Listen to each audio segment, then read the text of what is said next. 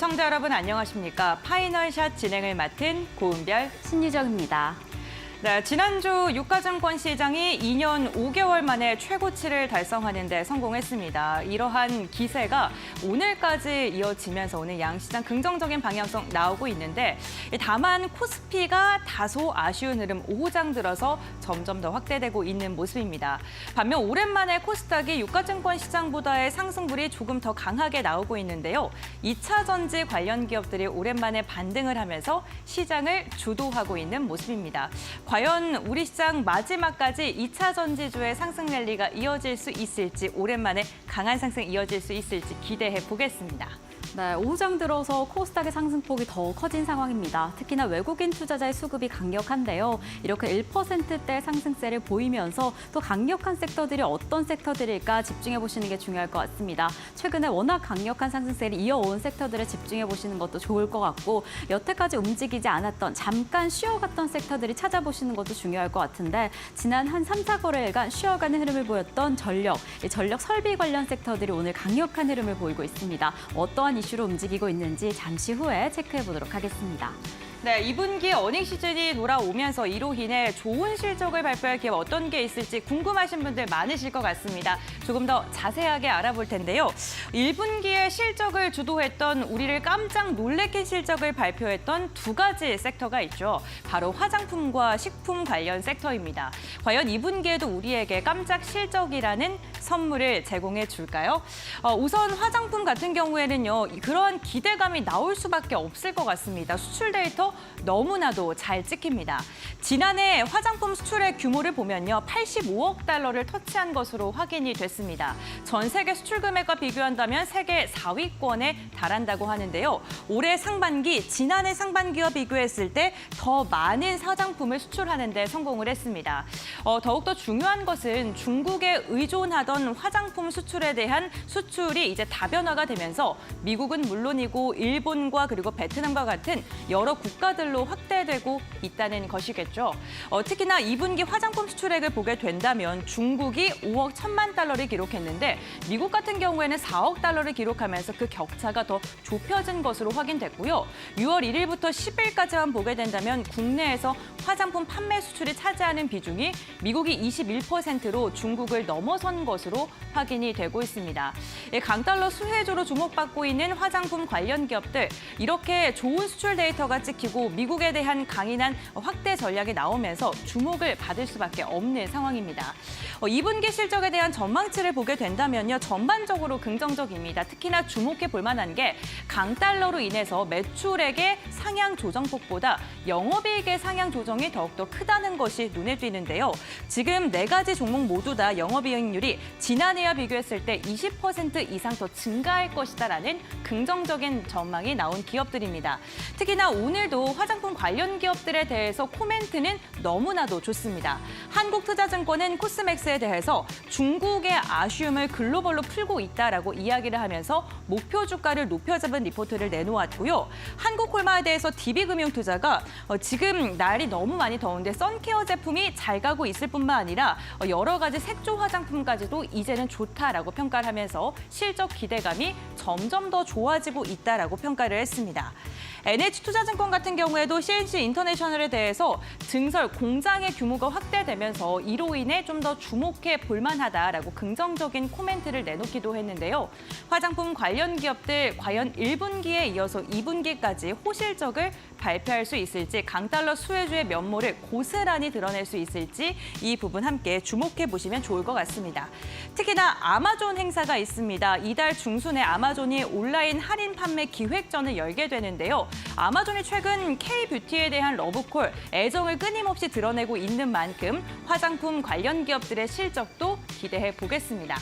다음 장 함께 확인해 보시죠. 화장품 관련 기업들만큼이나 주목받고 있는데 식품 업계입니다. 상반기 K푸드의 수출액이 60억 달러를 돌파했다는 소식이 전해졌는데 라면이 단연 선두주자를 달렸고요. 냉동 김밥에 대한 기대감도 이어지고 있는 상황입니다. 삼양식품의 올해 2분기 컨센서스는 IBK증권에서 내놓은 컨센서스입니다.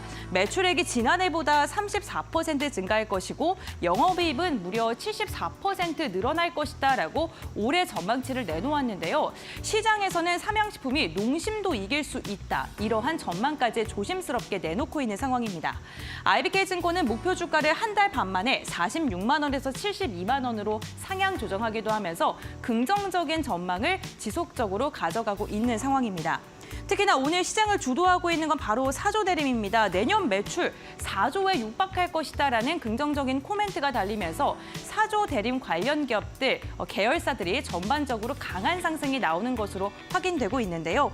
하나증권이 현재 지금 너무나도 저평가 구간이다라면서 목표 주가를 지금보다 한 2배 더 높여 잡은 16만 원까지 제시했습니다. 사조대림은 6월 들어서 주가가 100% 상승했는데 이보다 더 상승할 수 있을 것이다라는 긍정적인 코멘트를 내놓으면서 오늘 고공행진을 하고 있습니다. 다만 화장품주도 그렇고요. 이러한 식품 관련 기업들도 그렇고요. 수출 데이터가 잘 쌓이는 강달러에 대한 수혜주는 분명합니다만 해상 운임료 상승에 대한 부담감은 있습니다. 해상 운임료가 고공행진하면서 지금 4천선까지도 돌파할 것이다라는 전망이 나오고 있는데 과연 물류비 상승이 실적에는 어떠한 영향을 미칠지, 주가에는 어떠한 영향을 미칠지 이 부분도 체크해 보셔야 될 것 같습니다. 네, 이렇게 실적에 대한 기대되는 종목들 2가지 섹터 함께 확인해 봤고요. 다음 시그널을 신유정 앵커와 알아보겠습니다. 네, 이렇게 실적에 대한 기대감에 최근에 강력한 주가 상승세까지 확인된 식품 그리고 뷰티 섹터를 체크해봤습니다. 이렇게 뷰티와 식품 섹터뿐만 아니라 상반기 키워드를 꼽아보자라고 한다면 AI 데이터 센터발 전력 수요 급증이 아닐까 싶습니다.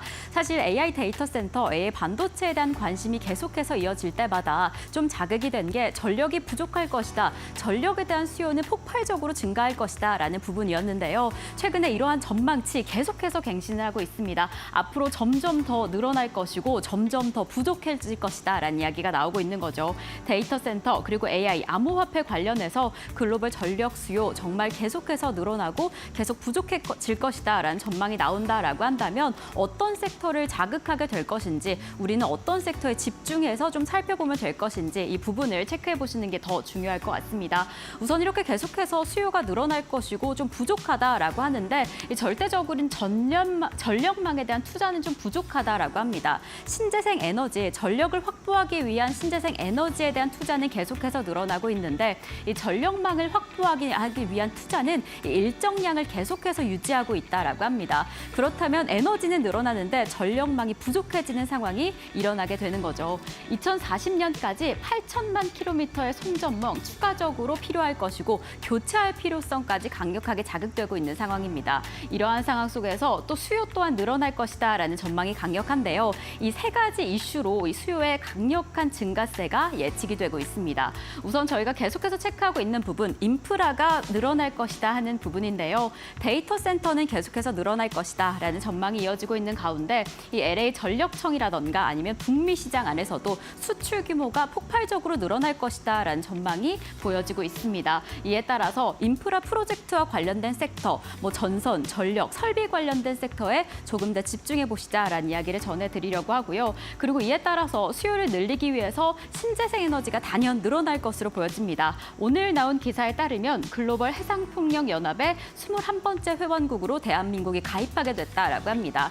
이렇게 새로운 신재생 에너지를 확대하게 되면 그에 따른 새로운 전선 에너지도 좀 필요하게 될 것이고 송전선 관련된, 변압기 관련된 부분도 함께 자극될 것이다라는 추세가 확인이 됩니다. 그리고 또한 해저 케이블 관련해서 우리가 탄탄한 기술력을 가지고 있는 만큼 전 세계적으로 해당 해저 케이블 관련된 전선, 전력망도 수출이 확대될 것이다라는 전망이 확인되고 있습니다. 그리고 3번째로 원자재 가격이 지금 좀 상승을 하고 있습니다. 이 구리 가격이 상승함에 따라서 이 가격이 올라가게 되는 구리 가격과의 관계를 에스컬레이터 조항이다라고 하는데요. 특히나 구리 가격이 최근 다시금 자극을 받게 되면서 이 전선 가격 자체도 자극을 받게 될 것이다, 올라가게 될 것이다라고 보여지고 있습니다. 이렇게 구리 가격이 올라가게 된다라고 한다면 매출 측면에서 상승을 하게 될 것이고 주가의 상승도 자극을 받을 것이다라고 보여지고 있는 만큼 이러한 3가지 이슈에 집중하시면서 전선 관련 종목들, 전력 설비 관련주들을 계속해서 체크해 보시는 게 좋을 것 같습니다. 특히나 지금 계속해서 늘어나고 있는 이 전기 에너지에 대한 수요, 지금 계속해서 전기 에너지의 사용이 늘어날 것이다라고 보여지고 있는 만큼 이 측면에 집중해서 살펴보시면 좋을 것 같은데요. 아무래도 오늘 시장 안에서 전력, 설비 관련 관련주들이 가장 큰 폭으로 자극을 받았습니다. 어떠한 흐름이 보여지는지 바로 좀 체크를 해보도록 하겠습니다. 저희가 지난 시간에 전해드린 소식 중에서 이 변압기의 사이클 강력하게 돌아왔다라는 이야기를 전해드렸습니다. 이 사이클이 계속해서 돌고 있는데 이번에 도래한 변압기의 사이클은 이전보다 더 길고 더 강력할 것이다라는 전망이 보여진 상황인데요. 이렇게 강력하게 예견이 된 변압기 사이클과 함께 전선 섹터도 자극을 받게 될 것이다라는 전망이 지금 보여지고 있는 거죠. 이러한 전망에 따라서 오늘 전선 관련주, 변압기 관련주들이 차례로 상승을 하고 있습니다. 대원전선 같은 경우에는 지난 4거래일째 계속해서 주가상 조정하는 흐름을 보였는데 오늘 12시 기점으로 6% 넘는 상승세를 보였고 오후 2시 기점으로는 7%를 넘어선 상황입니다. 이렇게 주가상으로도 이 사이클이 돌아올 것이다라는 기대감이 강력한데 오늘 이러한 사이클이 자극을 받게 된 이유는 미국 재생에너지단에서 투자 확대에 대한 정책이 전해졌기 때문에 이러한 강력한 사이클이 다시 한번 좀 확인이 된 상황입니다. 아무래도 변압기와 전선업계의 호황 사이클은 함께 이루어지는 상호 보완적인 관계를 가지고 있기 때문에 이러한 주가 상승이 단순히 오늘 보인 전선 관련주뿐만 아니라 변압기 섹터 그리고 전력, 설비 섹터까지 함께 끌어올릴 수 있다라는 가능성이 좀 강력하게 보여집니다. 그래서 오늘 이렇게 주가 한번 움직인 흐름을 계속해서 조금 더 관심 있게 살펴보시면 좋을 것 같습니다. 네, 오늘도 저희 파이널샷과 함께 하시면서 현명한 마감 전략 세워보시길 바랍니다. 네, 그럼 오늘의 파이널샷 출발합니다.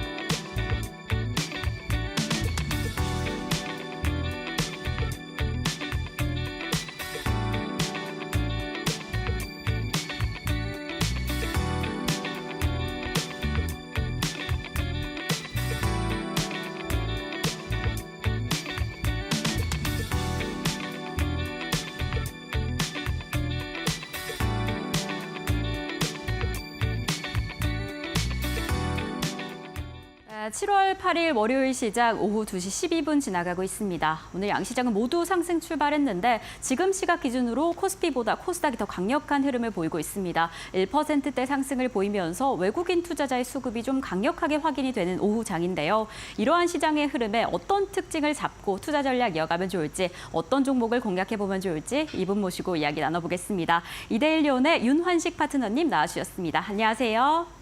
네, 안녕하세요. 윤환식 전문가입니다. 네, 파트너님 오늘 또 코스닥 강력한 흐름을 보이고 있는데 오후장 흐름 좀 어떻게 보고 계실까요? 먼저 국내 증시부터 한번 말씀드려보겠습니다. 국내 증시는요, 11일 현지 시간으로 미국 6월 소비자 물가 지수 CPI가 발표를 앞두고 연준의 통화 정책을 주시하면서요. 코스피는 지금 현재 보합권 유지 중이고 코스닥이 더 강력한 흐름을 보이고 있습니다. 약 1% 정도 상승한 856.90포인트 현재 형성을 하고 있고요. 양시장 혼조한 흐름입니다만 코스닥은 에코프로 등 2차 전지 섹터의 상승으로 21선과 61선을 일부 회복하는 흐름을 보여주고 있습니다. 또한 더불어서 외국인 수급이 현재 강력하게 나타나고 있는데 이와 같이 코스피보다 당분간은 코스닥이 좀 더 강한 흐름을 이어갈 수 있지 않나 그렇게 조심스럽게 생각을 하고 있습니다. 선물 시장 안에서도 현물 시장 안에서도 외국인 투자자의 매물이 좀 강력하게 확인이 됩니다. 우리 파트너님께서 이러한 흐름, 코스닥이 더 강력한 흐름이 계속 이어질 것이다라고 이야기를 해주셨는데 그렇다면 이런 시장 안에서 어떤 공략주를 잡아보면 좋을지 그 부분을 가장 궁금해하고 계실 것 같습니다. 아무래도 파트너님이 지난주 추천 종목으로 바이넥스를 좀 잡아주셨는데 이 종목이 저희 방송 이후에 강력한 흐름을 보였습니다. 그래서 또 어떤 종목을 집중해보면 좋을까 더 궁금해하고 계실 것 같습니다. 파트너님 이번 주 오늘 시장 안에서는 어떤 종목 보고 계실까요? 네, 오늘 추천 종목 말씀드리겠습니다. 네. 특히 지난 추천 종목이었던 바이넥스가 엄청난 상승률을 보여주면서 큰 수익이 나왔습니다. 그래서 매매하신 분들 축하드리고요. 오늘 말씀드린 종목도 꽤 시장에서 앞으로 좋은 모습을 보여줄 수 있는 종목들 중에 하나입니다. 일단 종목명은 경창산업이라는 종목입니다. 최근에 급발진에 따른 사망사고 발생을 이제 방지하기 위해서 페달 오조작 방지 의무화법이 이슈가 되고 있습니다. 이에 따른 관련주로서 경창산업이 시장에서 부각을 받고 있는데 이 경창산업은 최근 비정상 급가속 방지 시스템용 전자식 모듈을 개발하였고요. 이를 이용한 특허까지 보유하고 있는 기업입니다. 주요 품목은 자동차 부품 중에 자동차 변속기 부품, 레버, 페달, 케이블, DCT 기어 액추에이터이며 지난 2020년 9월부터 전기차용 구동 모터까지 제조를 하고 있습니다.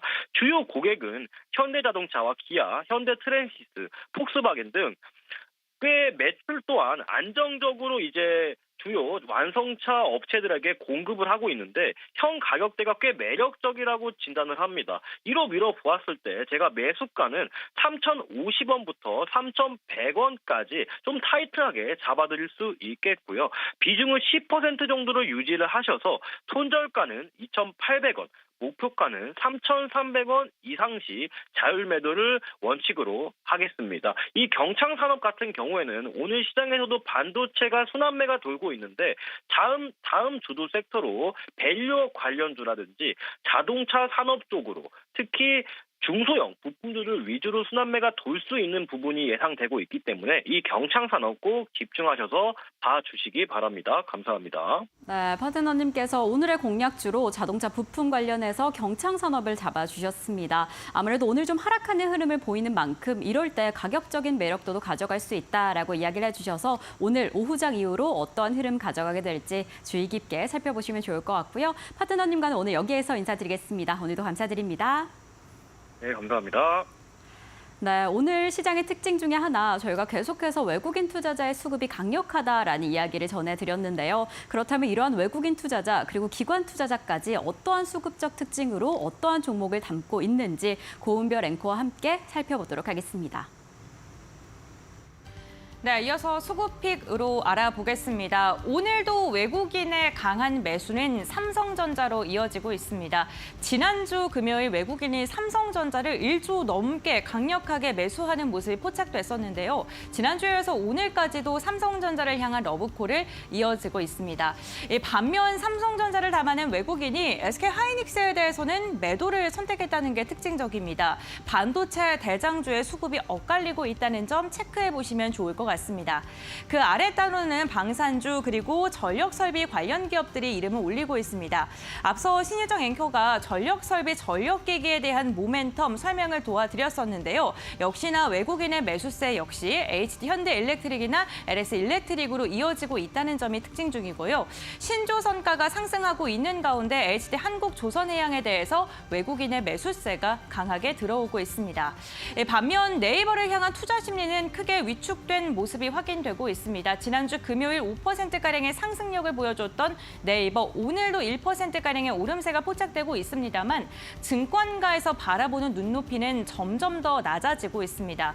오늘 다올투자증권에서 목표 주가 19% 하향 리포트 나왔고요. 일부 증권가에서 10에서 20%가량 목표 주가를 내려잡는 리포트를 내놓았습니다. 다만 그럼에도 불구하고 네이버 저가 매수세, 반발 매수세가 유입되면서 오늘 주가는 상승으로 방향을 보이고 있다는 점 체크해 보셔야 될 것 같습니다. 다음으로는 코스닥 수급 함께 확인해 보겠습니다. 외국인이 지금 코스닥에서는 2차 전지 관련 기업들 강하게 사들이고 있습니다. 테슬라가 8거래일째 상승하면서 올해 들어서 처음으로 수익이 플러스로 전환됐다라는 소식이 전해졌습니다. 국내 2차 전지 관련 기업들도 이에 대한 훈풍을 고스란히 받고 있는 것으로 보이는데요. 에코프로 그룹주들이 나란히 이름을 올리고 있었습니다. 그 아래로는 전력설비 그리고 초전도체 화장품 관련주가 이름을 올리고 있고요. 특이한 점은 외국인의 매도 물량 지금 1위부터 5위권을 보게 됐을 때 제약바이오주가 모두 다 이름을 올리고 있었습니다. 최근 코스닥을 지탱해줬던 게 제약바이오 관련 기업이었는데 2차 전지가 강세를 보이자 제약바이오를 향해서 외국인의 매도 물량이 출회되고 있다는 점, 차익 실현에 나섰다는 점도 함께 체크해 보시면 좋을 것 같습니다. 다음으로는 기관의 수급 함께 확인해 보시죠. 네, 기관 같은 경우에는 원전 대장주인 두산 에너빌리티를 유가증권 시장에서 가장 많이 담아내고 있고요. 삼성중공업을 향해서도 매수를 선택했습니다. 6거래일째 삼성중공업을 향해서 러브콜을 이어가고 있는 기관이고요. 풍산 구리 관련주이자 방산 관련 기업이죠. 기관의 매수세가 4거래일째 이어지고 있습니다. 2차 전지 관련 기업들 중에서는 LG 에너지솔루션을 유가증권 시장에서 5번째로 많이 사들이고 있는 것으로 보입니다. 기관도 매도 종목이 특이합니다. 우선 반도체 대장주 두 종목이 나란히 1, 2위권에 이름을 올리고 있고요. 실적에 대한 기대감이 지속적으로 나오고 있는 현대차를 향해서도 매도를 선택했습니다. 이와 함께 해상 운임비 상승으로 인해서 앞으로의 실적도 더 좋아질 것이다라는 긍정적인 평가를 받고 있던 하나오션과 HMM에 대해서도 매도를 선택했다는 점 체크해 보셔야 될 것 같습니다. 다음으로는 기관의 코스닥 수급 함께 살펴보시죠. 최근 넥슨 게임즈를 향해서 증권가의 눈높이가 높아지고 있습니다. 신작이 출시가 됐는데 지금 잘 나가고 있습니다. 이로 인해 목표 주가 상향 리포트 나오고 있고요. 주가 역시나 지금 고공행진하고 있는데 기관의 매수도 가담이 되고 있다는 점 특징적입니다. 제약바이오 관련 기업들 가운데선 바이넥스 담아내고 있고요. 2차 전지 에코프로 역시나 매수하고 있습니다. 반도체 소부장 관련 기업들 가운데서는 두산테스나 원익 IPS를 매수하고 있는 반면에 주성 엔지니어링 향해서는 매도를 선택했다는 점 체크해 보셔야 될 것 같습니다. 오늘 전력설비 관련 기업들 흐름 괜찮은 가운데 기관은요, 재룡전기 코스닥에서 가장 많이 팔고 있습니다. 지금까지 수급픽이었습니다. 자, 이렇게 외국인과 기관이 많이 담아내는 종목, 덜어내는 종목들을 체크를 해봤습니다. 그렇다면 이런 흐름 외에 어떤 수급적인 특징이 우리 시장을 움직이고 있는지 이분 모시고 이야기 나눠보겠습니다. 벤자민 투자연구소의 신일섭 소장님 나와주셨습니다. 소장님 어서 오세요. 네, 안녕하세요. 네, 드디어 또 7월 8일 월요일 시장 출발을 했습니다. 코스닥 그래도 좋은 흐름을 보이고 있다라는 이야기 전해드렸고 특히나 외국인 투자자의 수급이 좀 눈에 띄는 하루입니다. 그래서 오늘 또 어떤 종목들이 수급적 특징을 가지고 움직이는지 한 종목씩 체크해보려고 하는데요. 첫 번째 종목은 한화에어로스페이스입니다. 한화에어로스페이스 저희가 방금 직전에 수급적 특징주로 외국인의 강력한 순매수세가 들어오고 있는 상황이다라는 이야기를 전해드렸는데 지금 어떤 특징으로 이 종목 보고 계실까요? 네, 어마어마하네요, 진짜. 네, 그러게요. 2021년도 네. 고가상으로 98.60, 2022년도 고가상으로 80.83, 2023년도 고가상으로 105.16. 그렇게 3년을 갔는데 네, 올해 들어서 또 가네요. 지금 이제 7월 달 접어들었으니 6개월밖에 안 했거든요. 근데 이미 고가상으로 105.62. 작년에 105.16이 최고가였거든요. 최고가 기준으로 105.16이 상승했는데 지금 벌써 반기 만에 저번 연도 고가 상승폭이 나와버렸어요. 만약에 여기서 뭐 더 달린다고 하면 연말에 4년 내 최고 상승폭이 나오죠. 그리고 이 상승률은 똑같지만 금액이 높아졌잖아요. 그렇죠? 2021년도 시작할 때가 28,900원이었는데 거기서 100%보다 지금 20만 원대에서 100%는 상승률이 똑같지만 금액이 다르잖아요. 그렇죠. 와, 지금 어마어마합니다. 지금 4년 연속 양봉이 나온 적이 최초거든요. 와. 사실 4년 연속이 나오기가 정말 어려워요. 삼성전자도 3년 초과로 나온 적이 거의 없어요. 근데 지금 4년 연속 양봉은 1987년, 88년, 89년에 3년 있었고요. 2005, 6, 7에 3년 연속이 있었거든요. 그 두 개만 3년 연속의 기록이었고 2021년부터 지금 3년 연속에 이어 4년 연속의 기록을 세우고 있습니다. 지금 시세가 어마어마해요. 87년부터 상장되어 있었다면은 지금 거의 그 주가상으로 35년 이상의 기록이거든요. 지금 35년 이상의 기록에서 지금 이런 신기록을 세우고 있다는 것은 지금 하나에어로스페이스 상장 역사상 가장 뜨거운 모멘텀이 지금 발휘되고 있다. 지금 모든 것들이 모이고 있죠. 일단 이때 방산 쪽이 있을 텐데 지금 이 방산 쪽에서 우주항공 쪽까지 있기 때문에 굉장히 모멘텀이 무궁무진하다. 예전에만 해도 방위산업이니 우주항공이니 뭐 우주항공은 너무 솔직히 뭐 멀다고 해도 방위산업조차도 그랬거든요. 우리나라가 물론 휴전국가여서 아직 종전되지는 않았지만 우리가 뭐 정말로 우리 서울에 사는 사람들이 막 정말 위협을 느끼고 내 집이 부서져?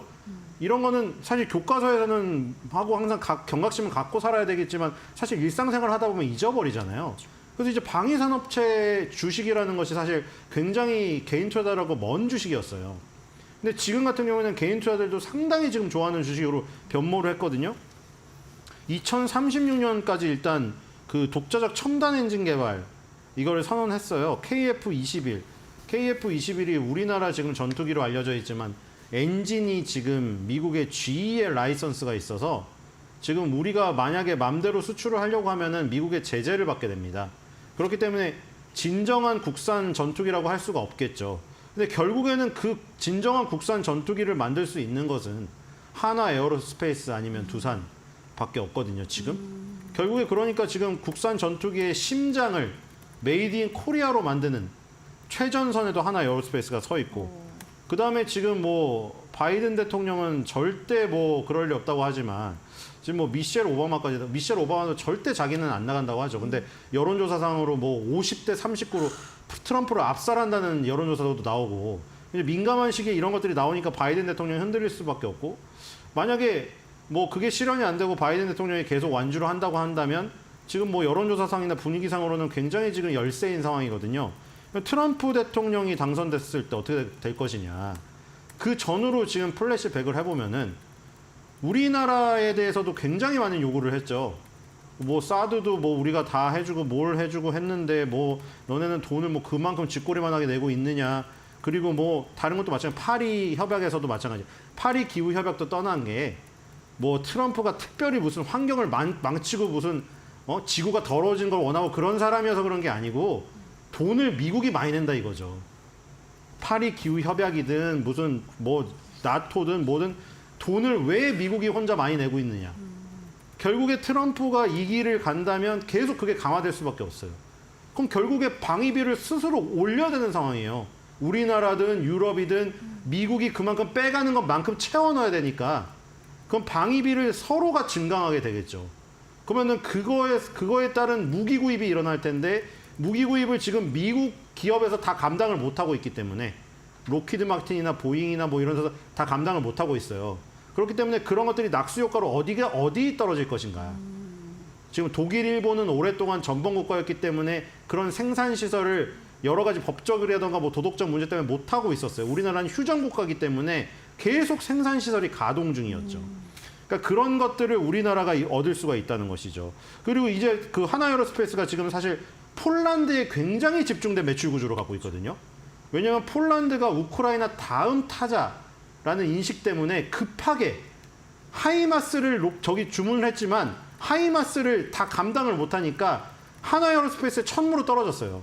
그러니까 그런 거에서 비롯된 그 시작이 폴란드에 굉장히 우리나라의 뭐 전차도 자주포도 많이 가 있단 말이에요. 근데 만약에 트럼프가 재선을 해가지고 계속 유럽의 방위 분담을 더욱더 증강을 요구한다.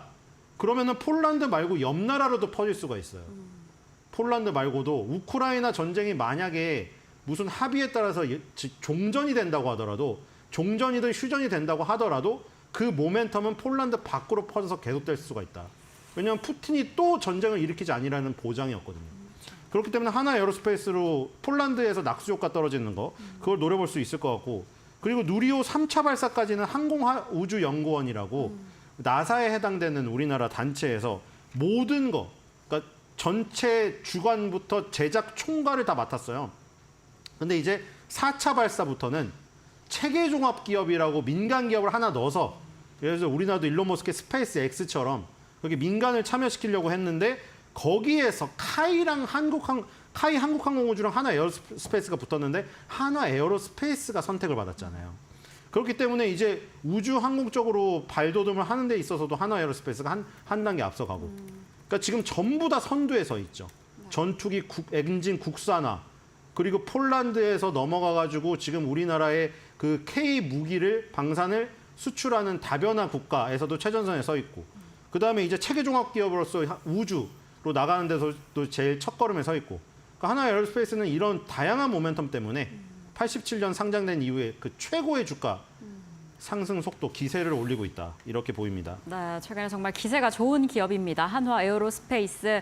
최근에 정말 이야기해 주신 것처럼 방산 자체에 대해서 관심을 가지지 않을 수가 없는 상황인데 글로벌 정세 문제도 그렇고 지정학적 위기감이 계속해서 고조되면서 정말 방산 관련된 이슈가 피부로 좀 느껴지긴 합니다. 글로벌 시장 안에서도 또 우리 시장 안에서도 이 방위 비용, 국방 비용이 계속해서 늘어나고 있는 상황까지 확인이 되고 있는 상황이고 이 한화 에어로스페이스 같은 경우에는 이 방산뿐만 아니라 우주항공 이슈까지 더해지면서 정말 말 그대로 이러한 상황이라면 4년 내 최고 상승률까지 기록하지 않을까라는 전망이 좀 탄탄합니다. 뭐 우주항공에 대한 발돋움까지 이어지고 있는 만큼 이 종목 관심 있게 살펴보시면 좋을 것 같고 그럼 저희는 다음 종목으로 넘어가 보도록 하겠습니다. 이렇게 또 최근에 계속해서 잘 가고 있는 것 중에 하나가 계속해서 상승하고 있는 것 중에 하나가 신조선가가 아닌가 싶습니다. 신조선가 지수가 계속해서 상승을 하면서 지금 최대 호황기에 근접했다라는 상황인데 그래서인지 세진중공업 오늘도 상승합니다. 어떻게 보고 계실까요? 요즘에 조선 해운 지표가 다 좋아요. 그러게요. 조선 쪽에서는 새롭게 만드는 배의 가격 신조선가가 네. 오르고 있고 해운 쪽에서는 뭐 CCFI니 SCFI니 중국에서 출발해서 가는 배의 운임, 해상 운임이 엄청나게 올라가고 있고 그건 컨테이너선 운임 지수고 네. 발틱 운임 지수라고 벌크선, 곡물이나 뭐 그 석탄 이런 것들을 날리는 그 벌크선 운임 지수도 오르고 있어요. 그 전반적으로 조선 해운 분위기가 좋은데 여기서도 사실 세진중공업은 사실 좀 마이너였거든요. 그러니까 예를 들어서 조선기자재가 맨 처음에 움직일 때 약간 공식 같은 게 있었잖아요. 공식 같은 게 수학 공식 같은 게 없을 것 같은데 그런 알고리즘이 굉장히 형성이 되어 있었거든요.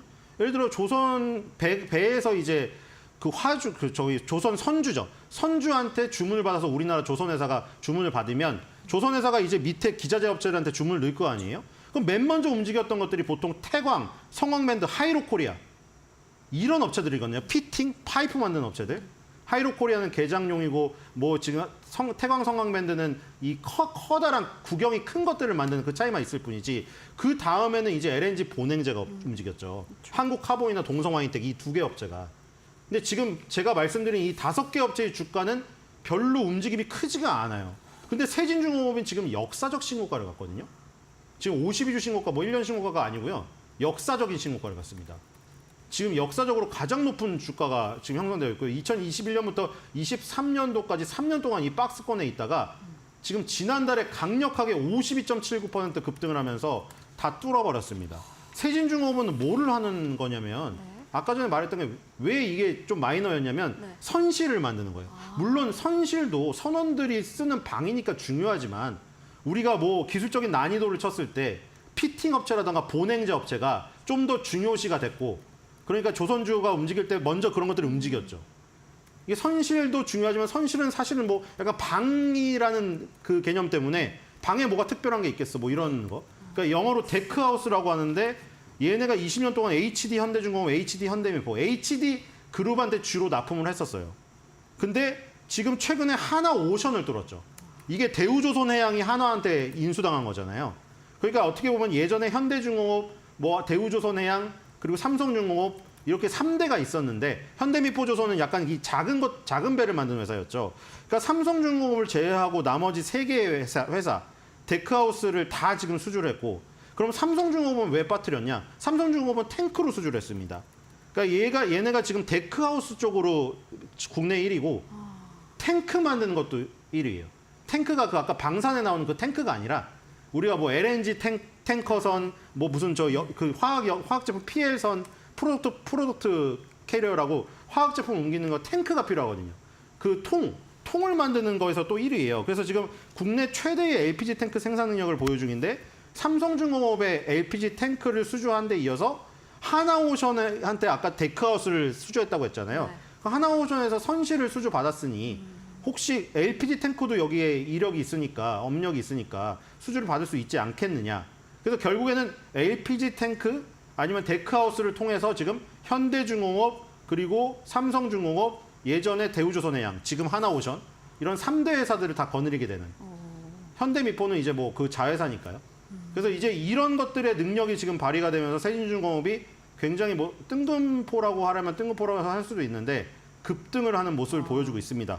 근데 뭐 아까 전에 말씀드렸던 태광, 성광밴드, 하이로코리아, 한국카본, 동성화이텍 이런 피팅주와 이 LNG 본행제도 당연히 이 아까 전에 우리나라 조선 3사가 수주를 많이 하게 되면은 낙수 효과로 결국 떨어질 수밖에 없기 때문에 그런 것도 관심을 가지시면 좋을 것 같습니다. 네, 정말 조선해운 분위기가 좋긴 좋구나라는 생각이 듭니다. 어찌 보면 데크하우스, 선실을 만드는 기업인 마이너한 기업일 수 있는데 오늘 지금 역사적인 신고가를 갱신하고 있는 상황이어서 이렇게 조선해운 섹터 전반적인 흐름과 함께 세진중공업 조금 더 관심 있게 살펴보시면 좋을 것 같습니다. 자, 그럼 저희는 다음 종목 넘어가 보겠습니다. 이 종목 역시나 좀 뜨거운 종목 중에 하나입니다. 오늘 지금 한 10% 가까운 상승세를 보이고 있는데 5거래일째 강력한 상승세가 이어가네요. 어떻게 네, 보겠을까요? 이것도 사실은 넥슨이 일본에 상장되어 있기 때문에 네. 그게 이제 본진이라고 할 수 있겠죠. 우리가 지금 3N이라고 불리는 NC소프트, 넷마블, 넥슨 그리고 뭐 넷마블이 막 빠진다면 만약 네오이즈가 들어올 수도 있고. 네. 근데 3N 중에 사실 일본에 상장되는 넥슨 빼고 우리나라에 있는 NC소프트, 넷마블, 네오이즈는 주가가 정말 처참합니다. 근데 넥슨 같은 경우는 왜 아직도 살아남고 있냐면은 굉장히 포트폴리오가 다양해요. MMORPG부터 RPG부터 슈팅 게임부터 아케이드 게임까지 골고루 히트작을 갖고 있기 때문에 굉장히 강세를 띠는 것이고 넥슨 게임즈는 그거에 간접적인 영향을 받을 수가 있는 거죠. 지금 넥슨이 퍼스트 디센던트라는 게임을 내놨는데 지금 흥행이 폭발하고 있어서 그러게요. 혹시 제2의 배틀그라운드가 되는 게 아닌가. 장르는 달라. 이게 뭐냐면 루트 슈터라는 장르인데 이게 생소한 장르인데 뭐냐면 배틀그라운드라던가 아니면 오버워치라던가 서든어택 같은 거는 FPS라고 퍼스트 슈터라고 1인칭 슈팅 게임이에요. 아니면 3인칭일 수도 있어요. TFS로 바꿀 수도 있어요. 퍼스트를 트리플로 바꾸면. 네. 근데 어쨌든 간에 그런 게임은 일단 총을 다루기 때문에 여러분들 우리나라는 총기 허용 국가가 아니지만 이번에 독립기념일 연휴라고 뭐 미국에서 사상자가 많이 났대요 또. 그러니까 그걸 보시면 뭐 영화만 보셔도 아시죠. 영화 보시면 그 딸 납치되면은 바로 다 복수를 하잖아요. 근데 그게 특수부대 요원이어서 그런 것이 아니라 일반 사람이라도 총 한 자루를 가지면 진짜 무섭습니다. 살상력. 그렇죠. 그러니까 대부분의 총 FPS 게임은 그거에 거의 다 연동이 되어 있어요. 그러니까 총을 한 번 맞으면 딱 총이라도 사람은 사망할 수밖에 없어요. 스치기만 해도.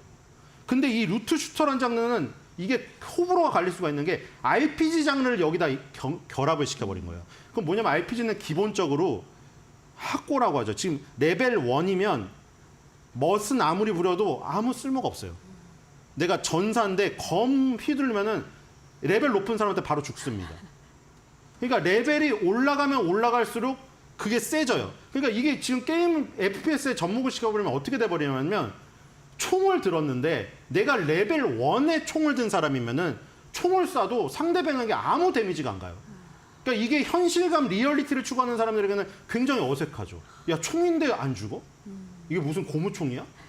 그렇게 돼버릴 수가 있어요. 그러니까 리얼리티를 추구하고 막 지금 오버워치 스타일의 그 정도의 하이 퀄러티를 원하시는 분들에게 맞지가 않아요. 근데 아기자기하고 RPG 요소를 좋아하는데 총 쏘기 게임을 같이 하고 싶은 사람에게는 좋아요. 그게 지금 폭발했어요. 와. 그래서 스팀에 출시가 됐거든요. 먼저 PC 플랫폼인데. 자, 마무리하도록 하죠. 7일 날 주말에 최고 동접자 수가 26만 5천 명 나와서 매출 순위 1위에 올랐습니다. 네. 그래서 요즘에 총쏘기 게임이 조금 부진한 흐름을 갖고 있는 가운데 새로운 유형의 게임이 나와서 신선한 맛을 주고 있다. 역시 넥슨의 포트폴리오는 확장성이 끝이 없다. 와. 그래서 넥슨 게임주도 간접적으로 영향을 받아서 급등을 하고 있다. 이렇게 보시면 될 것 좀 같습니다. 더 기대해봐도 된다라는 이야기로 좀 해석해 네. 보도록 하겠습니다. 역시나 신작 이슈로 강력한 흐름을 가져가고 있는 넥슨 게임즈까지 확인을 해봤습니다. 이러한 종목들 오늘 이미 강력한 흐름을 보이고 있는데 어떠한 흐름으로 이어지게 될지 계속 체크해 보시면 좋을 것 같고요. 그럼 저희는 수장님과 오늘 여기에서 인사드리겠습니다. 수장님 오늘도 감사드립니다. 네, 감사합니다.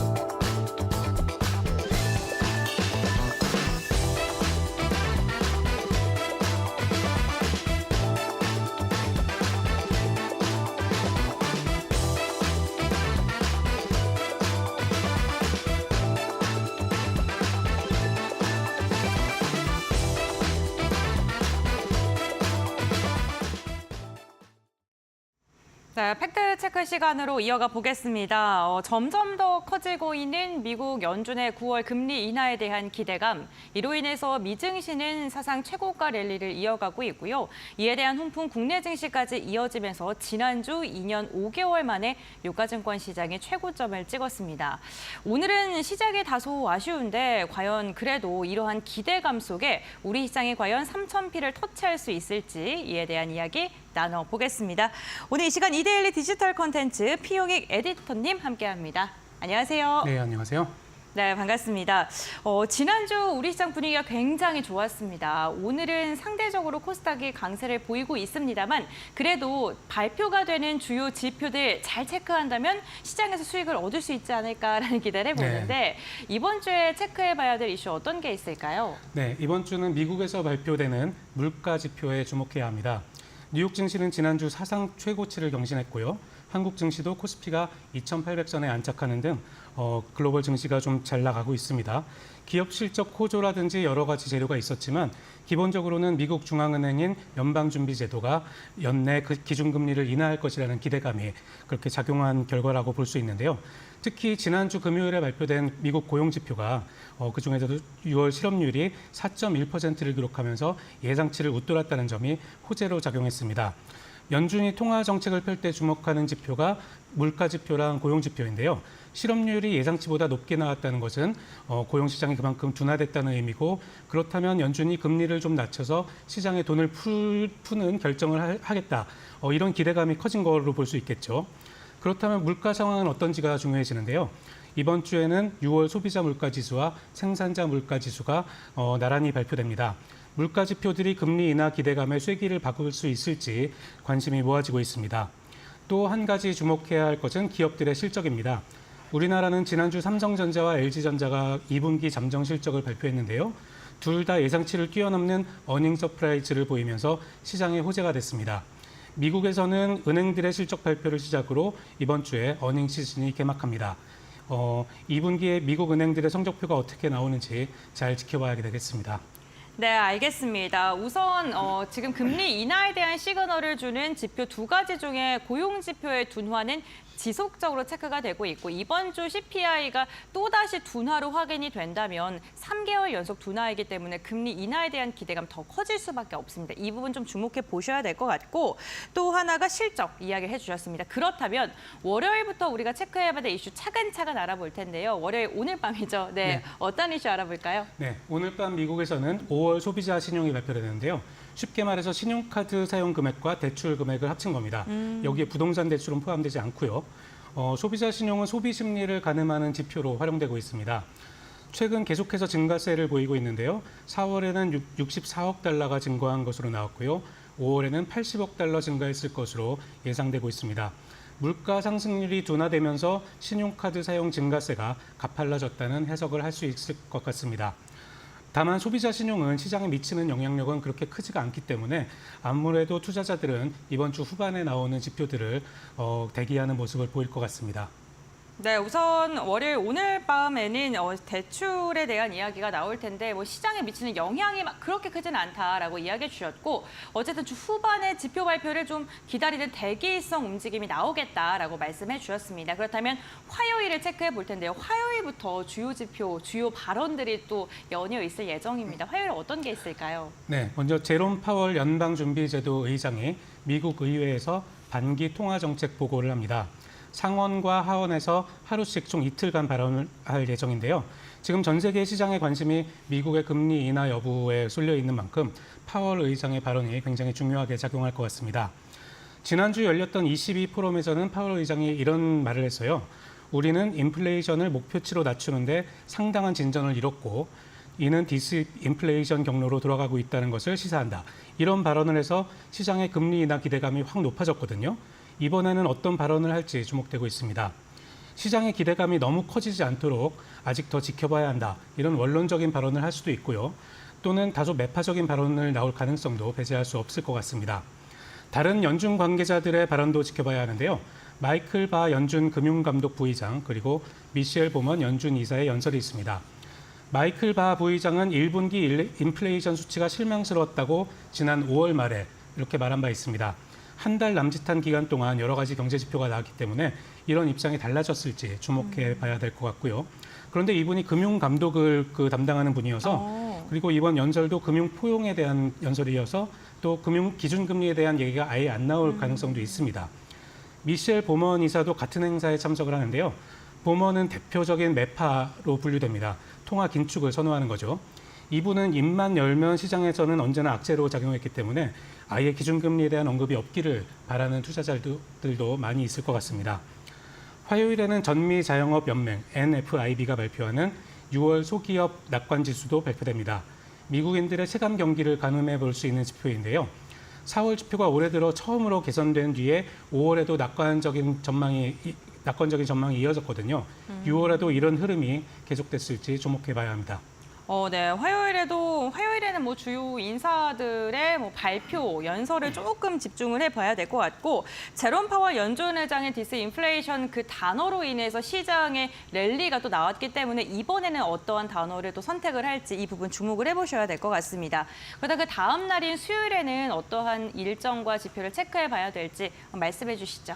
네, 수요일에도 제롬 파웰 의장이 화요일에 이어서 의회에서 상반기 통화 정책 보고를 합니다. 네. 그러니까 화요일은 하원에서 하고 수요일은 상원에서 하는데요. 연준 위원들의 연설도 이어질 예정이어서 잘 체크해 봐야 합니다. 먼저 미셸 보먼 연준 이사가 시카고 연방준비은행 행사에서 기조 연설을 하는데요. 여기서는 통화 정책에 대해서 한마디 하지 않을까 이렇게 관측이 되고 있습니다. 시장에서 이분의 발언을 두려워하는 이유가 지금 다들 금리 인하 언제 하냐 이런 기대감을 갖고 있는 와중에 아직도 금리 인상 가능성을 언급하고 있는 분이거든요. 불과 2주 전만 해도 인플레이션 개선세가 멈추거나 오름세로 돌아선다면 기준금리를 더 올릴 의사가 여전히 있다. 이런 말도 했고요. 또 다른 나라들이 기준금리를 내린다고 해서 휘둘리지 않겠다. 이런 말도 했습니다. 이번 주에는 어떤 입장을 보일지 굉장히 주목이 되는데요.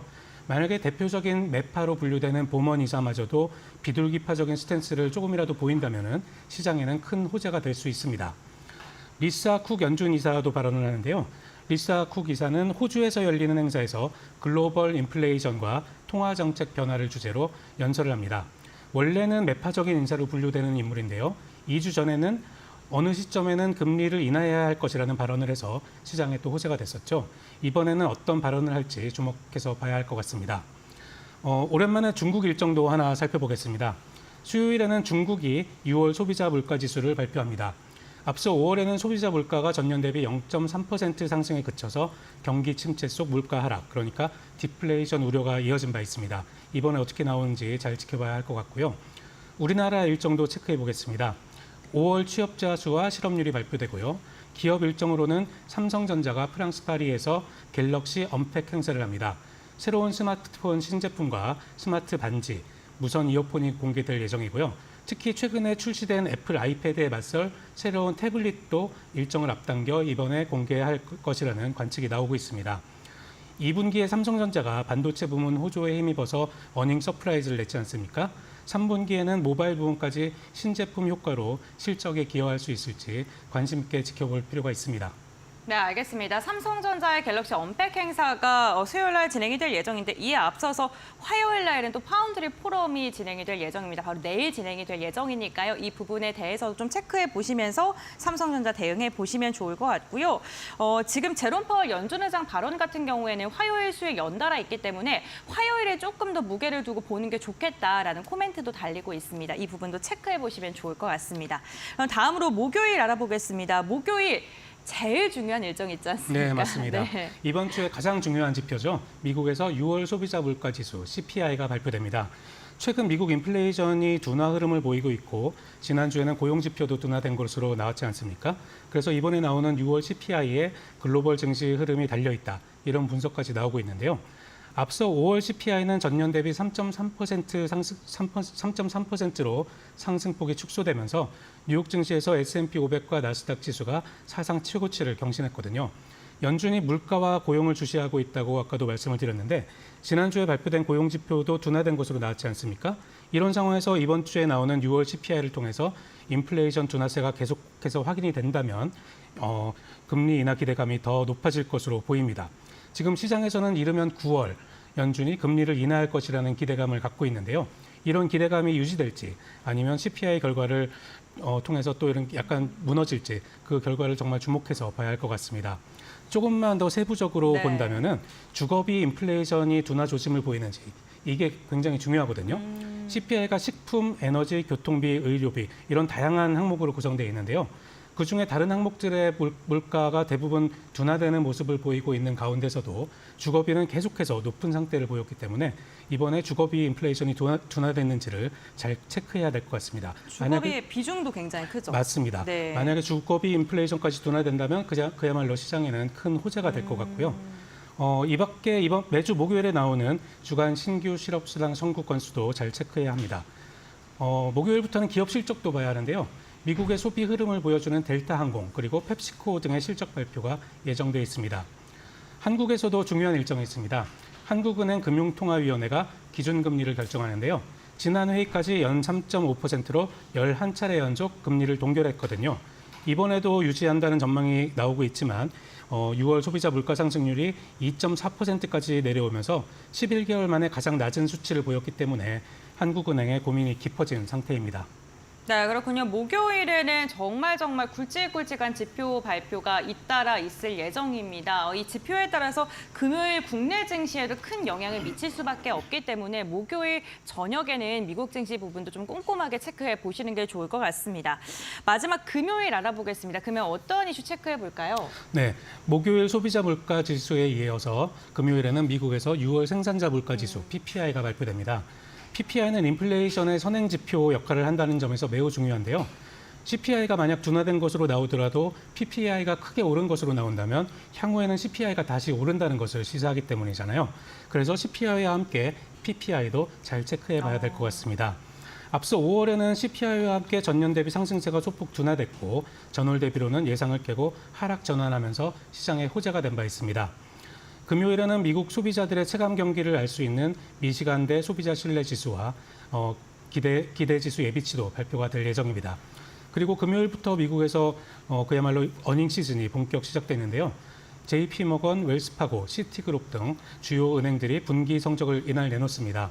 미국 은행들의 실적 발표는 어닝 시즌의 초반 분위기를 결정짓는 역할을 하기 때문에 어떤 성적표를 내놓을지 관심 있게 지켜봐야 되겠습니다.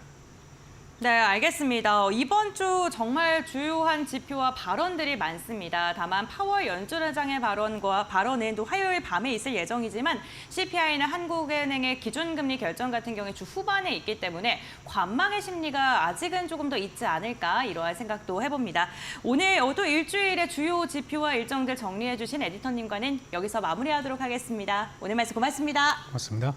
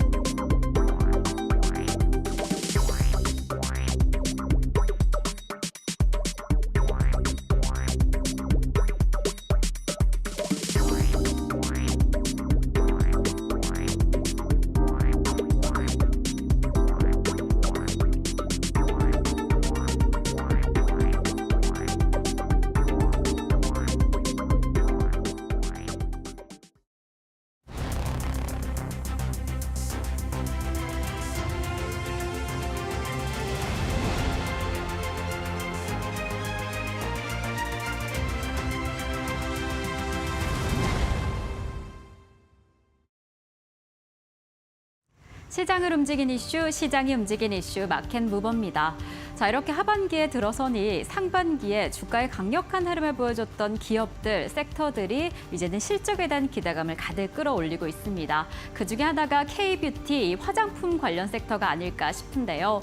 2023년 하반기부터 화장품 섹터의 강력한 수출 증가세가 확인이 되었습니다. 그리고 지난 5월에 정말 두드러졌던 게 바로 주가의 급등 상황인데요. 지금 이러한 상황 속에서 K뷰티에 대한 실적 기대감이 가득 끌어올려진 상황입니다. 지금 K뷰티, 화장품 섹터의 키워드를 잡아보자라고 한다면 가성비와 수출이 아닐까 싶습니다. 일단 수출에 대한 이야기를 나눠보자라고 한다면 아무래도 글로벌 시장 안에서 K뷰티에 대한 인기가 계속해서 이어지면서 이 화장품 수출액 자체가 폭발적으로 증가를 하고 있습니다. 전년 대비 상반기 기준으로 17.8% 증가한 상황이고 이러한 상황이 화장품 업황 전반적인 흐름을 계속 좀 끌어올려주고 있는 상황입니다. 그리고 두 번째 키워드는 가성비가 아닐까 싶습니다. 지금 K뷰티를 찾는 소비자들이 가성비 제품을 찾고 있기 때문에 이 K뷰티 브랜드 자체뿐만 아니라 이런 브랜드를 만드는 ODM과 OEM 기업들까지 계속해서 강력한 힘을 더하고 있습니다. 그래서 이렇게 수출의 강력한 흐름을 가져가고 있는 종목들, 기업들뿐만 아니라 OEM과 ODM 기업들까지 주가의 상승세가 확인이 되고 있는 상황이었는데요. 이러한 흐름 안에서 앞으로 더 확인해봐야겠다라고 발견이 되는 섹터 중에 하나가 바로 K미용 의료기기입니다. 이 뷰티 기기로 좀 꼽히고 있는 상황인데 이러한 K미용 의료기기의 움직임이 심상치 않다라는 점이 확인이 되고 있습니다. 물론 K뷰티 화장품 자체에 대한 매출 성장성도 강력했지만 특히나 의료기기 같은 경우에 해외 매출 성장성이 정말 초강력한 상황이 확인이 되고 있는데요. 이 겉으로 보기에는 의료기기 같아 보이지만 이 미용 의료기기로 잡히면서 다른 제약이나 바이오 부분에 비해서 수출 판매 규제가 적다라고 합니다. 그래서 이 외국 시장 안에서 더 활발한 인기를 가져가고 있는 상황이고요. 그리고 이게 한번 팔렸다라고 한 그 이후에 소모품에 대한 수요가 계속해서 늘어나고 있기 때문에 추가적인 구매, 재구매 확률이 늘어나게 되면서 수출이 지속적으로 증가하는 경우가 확인이 되고 있습니다. 그래서 지금 미용 의료기기의 수출액 추이를 확인을 해보면 정말 점차 늘어나는 상황도 확인이 되고 있고 각 기업들의 해외 매출 비중을 확인을 해보면 정말 높은 수준의 해외 매출을 가지고 있구나 전년 대비 상승한 상황이 확인이 되고 있습니다. 그래서 이렇게 수출 측면 안에서 탄탄한 흐름을 가져가고 있는 미용 의료기기 계속해서 집중해 보시면 좋을 것 같은데 그렇다면 이 미용 의료기기의 전망은 어떠할까요? 이 미용 의료기기 아무래도 수출에 집중해 보셔라라는 이야기를 전달해 드린 만큼 금리에 아주 큰 영향을 미칠 것이다라고 보여지고 있습니다. 아무래도 비싼 비용이기 때문에 이 이자 부담으로 인해서 신규 도입이나 아니면 기기 교체에 대한 큰 영향을 미칠 것이다라고 보이는 것이 바로 이 고금리 부분인데요. 그래서 이런 흐름이라면 하반기에 금리가 인하가 되면 더 많은 판매가 이루어지지 않을까. 그에 따라서 수출이나 실적 측면도 더 기대해봐도 되지 않을까라는 흐름이 확인이 됩니다. 그리고 지금 이 시점에서 하반기에 대한 전망, 기대감도 가득 좀 상당한 상황이지만 지금 이 트렌드, 비침습, 최소 침습이라는 시술 트렌드가 우리 K미용기기와 아주 밀접해 있는 상황이기 때문에 북미 지역, 지금 유럽 국가 안에서 큰 인기를 얻고 있다라고 하는데요. 그래서 관련해서 가장 큰 인기를 얻고 있는 업체들을 좀 정리해왔습니다. 클래시스, 제이시스 메디칼, 이루다, 원텍, 하이로닉과 같은 기업들이 현재 북미, 유럽 국가 안에서 활발한 활동을 하고 있다라고 확인이 되고 있는 상황이어서요. 하반기에 금리 인하 이슈와 함께 지금 주가상의 흐름은 어떻게 이어지고 있는지 저희와 함께 계속해서 체크해보시면 좋을 것 같습니다. 네, 신유정 앵커와 함께 시장을 움직이고 있는 이슈와 함께 확인해봤고요. 이제부터는 시장에서 움직이고 있는 기업들 살펴보겠습니다. 오늘 이 시간 GC인포의 박수범 대표, 주식 디자인 연구소의 박정식 대표 함께합니다. 안녕하십니까? 안녕하세요. 네, 이제 종목군도 한번 확인을 해볼 텐데요. 먼저 박수범 대표의 첫 번째 종목부터 알아보겠습니다. SK바이오팜, 최태원 회장이 미국 가서 SK바이오팜을 방문을 했습니다. 사실 SK그룹에서 버려진 게 아니냐 이러한 이야기까지 나왔었는데 굉장히 의외의 행보였습니다. 투자 포인트 한번 들어볼까요? 네, SK바이오팜을 비롯해서 지금 현재 전체적으로 보면 2분기 실적을 발표를 앞두고 거의 지금 현재 분위기가 너무 좋습니다. 제약바이오 쪽이. 수급도 잘 형성되고 있고요. 외국인과 기관들도 그전에 그동안 좀 관심이 없다가 최근 들어서는 좀 관심이 좀 올라가고 있는 부분들이 아무래도 이제 라이센스 아웃을 하는 기업들이 좀 많아지고 있고 실적이 2분기 실적에 대한 기대감이 좀 높아지다 보니까 그런 것 같아요. 특히나 지금 현재 삼성바이오로직스를 비롯해 셀트리온도 마찬가지고 뭐 많은 종목들이 지금 이제 실적에 대한 기대감도 있지만 SK 바이오팜 또한 우리가 좀 지나칠 수 없는 종목이라고 좀 판단하고 있습니다. 그래서 SK 바이오팜 같은 경우에도 지금 현재 미국의 그 생물보안법 관련해서 하나의 또 수혜주로서의 움직임을 좀 가져갈 수 있다라고 좀 판단한 부분들이었고, 뭐 여기에다 지금 현재 세노바8라는 또 신약 물질을 좀 개발했습니다. 이 부분이 지금 이제 처방을 해서 환자 수가 지금 10만 명 정도가 이제 이 제품을 사용하게 되었는데, 그 중에 보면 이제 뇌졸중 쪽이죠. 뇌졸중 쪽으로 해서 효과도 있고 안정성이 지금 현재 검증되었다라는 얘기가 좀 나와주고 있어서 앞으로의 실적 기대감은 지금 현재보다도 더 크게 우상향할 가능성이 좀 높다라고 좀 판단하고 있고요. 뭐 거기에다 지금 표적 단백질 관련해서 단백질 분해 치료제 관련된 핵심 기술을 가지고 있는 또 자회사가 있습니다. 자, SK 라이프 사이언스 헬스라는 회사를 지난해 좀 인수를 했었는데, 자, 이 회사를 통해서 이제 파이프라인이 이제 본격적으로 이제 개발에 착수가 되었다라는 얘기가 좀 나와주고 있어서 뭐 이런 자회사를 통한 실적 연결 재무제표로 좀 잡힌다면 아무래도 실적에 대한 기대감도 좀 높아지지 않겠냐라는 부분들에 있어서 SK 바이오팜, 뭐 물론 삼성 바이오로직스라든가 셀트리온이라든가 여러 지금 이제 한미약품도 마찬가지고 대체적으로 좋은 움직임들을 보여주고 있지만 SK 바이오팜도 이제는 하락 추세에서 상승 추세로 전환될 수 있는 위치니까요. 우리 시청자분들도 관심 한번 가져보시길 바라겠습니다. 네, 알겠습니다. 오늘 첫 번째 종목으로 SK 바이오팜 언급을 해주셨고요. 바이오 관련 기업들 전체적으로 업황이 괜찮다라고 표현해 주셨습니다. 다음으로는 박정식 대표님의 종목인데요. 화장품 관련주 이차한불 들고 오셨습니다. 들어볼까요? 투자 포인트.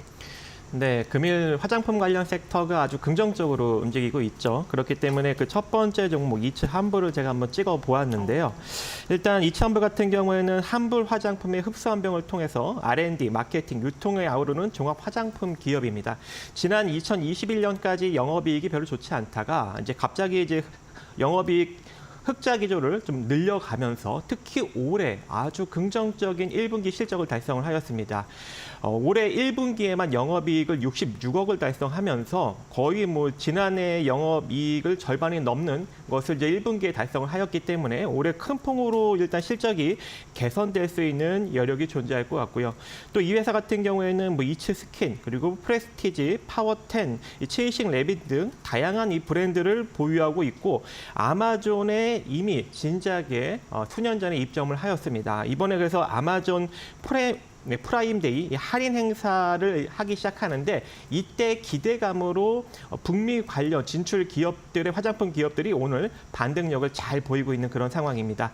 일단은 뭐 투자 주체 수급도 나쁘지 않습니다. 외국인과 기관이 최근 들어서 지속적으로 좀 순매수를 보여주면서 소폭 좀 유입이 되어 있는 것이 보여지는데 지금 이렇게 주가가 하락하고 있음에도 불구하고 유입이 되어 있기 때문에 현재 이 반등 기조는 조금 더 좀 유지가 되지 않을까 그렇게 생각을 합니다.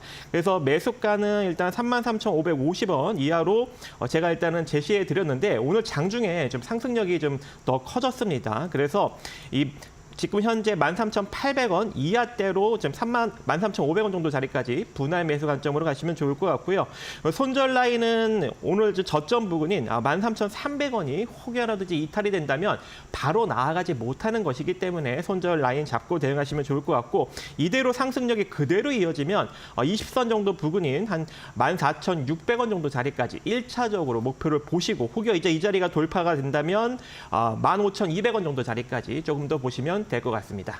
네, 알겠습니다. 2차 환불에 대한 가격 전략까지 제시해 주셨고요. 다음 종목은 2차 전지 대장주 에코프로 BM입니다. 와, 오늘 정말 놀라운 상승을 보여주고 있는데요. 단기 반등일까요? 지속 상승일까요? 일단 저는 지금 이제 지속적인 상승이다 뭐 아니다를 좀 따지기는 조금 어려운 부분들이 너무 있습니다. 이른가요? 네, 아니 그게 좀 더 확인할 게 있어서 네. 그런 부분인데요. 물론 지금 이제 2차 전지에 대한 투자 심리가 많이 돌아섰다라는 건 맞습니다. 뭐 그래서 2차 전지 관련주 오늘 같은 경우에 에코프로 같은 경우에는 외국인들이 순매수가 50만 주 이상 좀 들어오고 있고요. 그리고 포스코 홀딩스라든가 그리고 포스코 퓨처엠도 마찬가지로 좋은 움직임을 가져가고 있어요.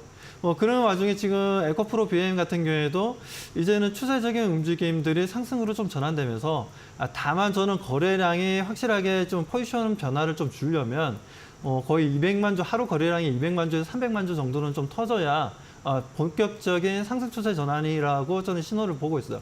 그래서 아직까지는 지금 현재 뭐 100만 주 내외로 지금 왔다 갔다 할 수 있는 위치이기 때문에 아직은 뭐라고 명확하게 딱 부러지게 말씀드리기는 힘들지만 그래도 단기 상승 흐름은 가져갈 수 있다라고 좀 말씀 좀 드리고 싶고요. 자, 그 부분에 있어서 지금 이번에 뭐 LG 에너지솔루션 같은 경우에도 마찬가지지만 전체적으로 좀 실적이 좋게 나와주고 있습니다. LG 엔솔 같은 경우에도 지금 현재 QOQ로 봤을 때도 24%나 좀 증가했고요. 거기에 대한 좀 보게 되면 지금 현재 영업이익이 지금 1953억까지 좀 늘어났습니다. 뭐 이런 부분들로 봤을 때는 일단 LG 에너지솔루션의 주가 반등이 상당히 좀 중요하거든요. 이런 어떻게 보면 시장에 우리나라에서 가장 1위 업체가 실적 전환을 조금씩 보여주면서 우상향으로 주가가 상승 전환된다면 그 밑에 있는 종목들도 같이 함께 움직일 가능성이 높다라는 부분들입니다. 뭐 그런 부분에 있어서 좀 긍정적이다라고 말씀드리고 싶고 그리고 우리가 에코프로 BM 하면 이제 양극재를 많이 생각하지 않습니까? 지금 현재도 대략적으로 올해 같은 경우에는 35만 리터 정도 생산할 것으로 보고 있고 2030년이 되면 그 2배 이상의 생산량을 캐파를 가져갈 것으로 보고 있는데 제가 많은 종목들 중에서 2차 전지 많은 종목 중에서 에코프로 BM을 가져 나오는 이유는요. 뭐 다름이 아니라 이제 나트륨 이온 배터리 때문입니다. 자, 나트륨 이온 배터리 같은 경우에는 지금 현재 리튬 이온 배터리에 비해서 절반 가격이고요. 그리고 LFP 배터리가 아무리 저렴하다 하더라도 그 LFP 배터리보다 약 28% 정도 저렴합니다. 그러다 보니까 나트륨 이온 배터리에 대한 관심도 높아지고 있고 중국의 CATL 같은 경우에도 내년부터 본격적인 양산에 들어간다 얘기했고 뭐 BYD 같은 경우에도 올해 하반기에 나트륨 이온 배터리가 탑재된 전기차를 선보이겠다고 얘기했기 때문에 뭐 그렇다면 우리가 꿈에 그리는 1,000만 원대 전기차가 나와줄 수 있지 않겠냐라는 기대감도 있습니다. 그렇기 때문에 그런 부분들에 있어서 에코프로 BM이 지금 이제 우리나라 완성업체, 뭐 현대차인지 기아인지 뭐 누군지는 알 수는 없지만 그 부분은 이제 공개를 안 했기 때문에 영업상 비밀이라 해가지고 이제 공개를 안 했는데 아무튼 지금 나트륨 이온 배터리도 지금 이제 개발을 하고 있고 우리나라 완성차 업체에도 나트륨 이온 배터리가 들어갈 것으로 보고 있기 때문에 뭐 그런 관점에서 본다면 우리가 뭐 에코프로의 전반적인 2차 전지가 좋다 안 좋다를 떠나서 이런 새로운 먹거리를 개발하고 있다는 부분들은 다른 종목들에 비해서 다른 2차 전지 종목들에 비해서 새롭게 좀 주가의 상승에 대한 기대감을 좀 더 가져갈 수 있는 하나의 모멘텀이 될 수 있다고 판단하고 있습니다. 그렇기 때문에 에코프로 BM도 오늘은 상승 탄력이 뭐 그렇게 강하지는 않았지만 그래도 우리 개인 투자자분들이 좀 관심 가지고 지켜볼 필요가 있다고 말씀드립니다. 네, 알겠습니다. 에코프로 BM 언급을 해주셨고요. 뭐 여러 가지 모멘텀이 있는 가운데 지금 뭐 주가가 많이 조정을 받았기 때문에 단기적인 반등이나 추세적인 상승이 가능하다라는 긍정적인 전망들도 나오고 있으니까요. 이 부분 참고해 보시면 좋을 것 같습니다. 이렇게 종목 3가지 함께 확인해 봤는데요. 그렇다면 오늘 시장을 움직이게 만들고 있는 이슈 또 어떤 게 있을까요? 신유정 앵커가 전해드립니다. 네, 엄청난 인구수를 기반으로 그리고 최근에 보이고 있는 엄청난 경제 성장률을 기반으로 인도 시장을 최근 경제 시장에서 빼놓을 수가 없는 상황인데요. 인도 시장 자동차와 관련해서도 계속해서 이목이 집중되고 있습니다. 인구도 많은 상황인데 지금 인도 자동차 시장이 세계 3위 규모의 자리에 자리 잡았다라고 하는데요. 중국과 미국에 이어 그다음 인도입니다. 인도를 조금 더 집중하셔야 되는 이유 중에 하나는 그 규모 자체도 크지만 성장률이 엄청납니다. 엄청난 속도로 엄청난 규모로 성장을 하고 있기 때문에 인도 시장 안에서 잘 자리를 잡는다라고 한다면 글로벌 시장 안에서도 매출 측면에서 상당히 기대가 되는 부분입니다. 이 높은 경제 성장률을 가지고 있습니다. 특히나 최근에 인도 시장 안에서 엄청난 전기차 전환 의지가 강력하게 보여지고 있는데요. 정말 성장률 수치로 살펴보면 이 전기차 시장의 규모가 연평균 40%가량 성장하고 있다, 성장할 것이다라고 보고 있습니다. 이러한 속도라면 우리도 이 전기차 시장을 인도에서 강력하게 자리 잡아야 한다라는 목표가 좀 살펴지기도 합니다. 그런데 최근에 테슬라의 기세는 인도 시장 안에서 한표 꺾였다라는 기사가 나왔습니다. 지난달에 테슬라가 인도를 방문해서 현지와 공장 관련한 좀 이야기를 나누겠다라는 일정을 공개를 했는데 이 부분이 연기가 되었고 최근에는 인도 투자 계획 철회할 것이다라는 철회 전망이 더 강력하게 나온 상황입니다. 아무래도 인도는 인도 내에서 현지화된 구축이 잘 되어 있지 않으면 엄청난 관세를 물어야 하는데 지금 지금 테슬라의 작은 문제상 이 미래를 위한 투자를 하기에는 인도 시장에 확장을 하기에는 좀 무리다라는 측면이 확인이 되면서 인도 시장 투자에는 지금은 시기가 아닐 것이다라는 계획이 공개가 된 겁니다. 그렇다면 이 테슬라가 한풀 꺾였다라고 한다면 이 부분이 우리 시장 안에서는 기회가 되지 않을까라고 보여지고 있습니다. 아무래도 인도 시장 안에서 최근에 현대차뿐만 아니라 기아의 두드러진 움직임이 확인이 되고 있습니다. 7일에 공개가 된 인도 승용차 소매 시장 통계에 따르면 이 현대차가 역대 상반기 최대 판매를 기록을 했습니다. 지난해 대비 2% 상승한 수치를 기록하기로 했고 현대차뿐만 아니라 기아차 역시나 인도 시장 안에서 강력한 상승세를 보이고 있습니다. 이러한 흐름을 두고 지금 인도 시장 안에서 이 기회의 땅 안에서 우리가 날개를 펼치고 있다라는 말이 나오고 있습니다. 기회의 땅 인도 시장 안에서 현대차가 날개를 달았다라는 이야기가 나오고 있는 건데 어떤 전략으로 잘 이어가고 있나 살펴본다면 이 현대차에서 특히나 대형 SUV가 정말 잘 팔리고 있다라고 합니다. 크레타라고 불리우는 현지 전략 차종 역시나 잘 적중을 하게 되면서 전년 대비 11%가량의 증가세를 보이고 있고 SUV의 비중도 66%로 상당한 비중의 성장세를 보이고 있는 상황이고요. 그리고 인도 시장 안에서 전기차 확장에 대한 의지를 강력하게 밝힌 만큼 우리도 이에 발맞춘 전략을 이어가고 있습니다. 우리가 인도 시장 안에서 지난해부터 앞으로 10년간 3조 2,500억 원의 투자를 하겠다라는 결정을 내린 상황이어서 우리나라가 생산을 잘 하게 될 뿐만 아니라 인프라 구축단에서도 좀 힘을 펼쳐보겠다라는 의지가 좀 강력하게 보여집니다. 그러면서 이제 2028년까지 총 6개의 전기차 모델을 투입하겠다라는 계획을 밝힌 상황이고요. 이렇게 전기차 충전소까지 대거 설치하게 되면서 인프라단에서도 강력한 연계 힘을 좀 펼쳐보겠다라는 의지가 보이고 있습니다. 그리고 지금 가장 기대가 되는 건 아무래도 현대의 인도 법인 IPO가 아닐까 싶습니다. 현지 경쟁력까지 좀 기대를 해볼 수 있지 않을까, 원활한 자금 조달에 이어서 생산력까지 확충시킬 수 있지 않을까라는 긍정적인 전망이 보여지고 있습니다. 이렇게 인도 시장 안에서 힘을 내고 있는 현대, 그렇다면 지금 우리가 집중할 점은 아무래도 실적이 아닐까 싶은데요.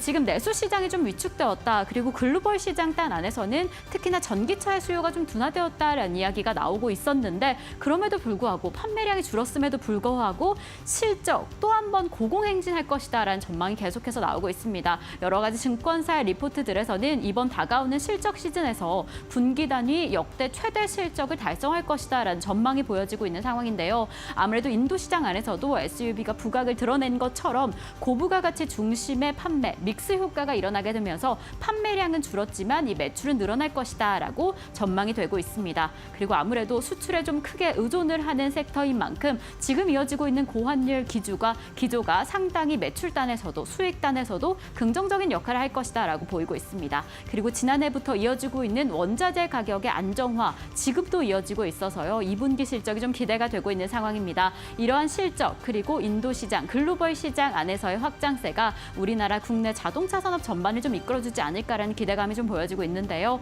어떠한 흐름으로 이어가게 될지 저희와 함께 체크해 보시면 좋을 것 같습니다.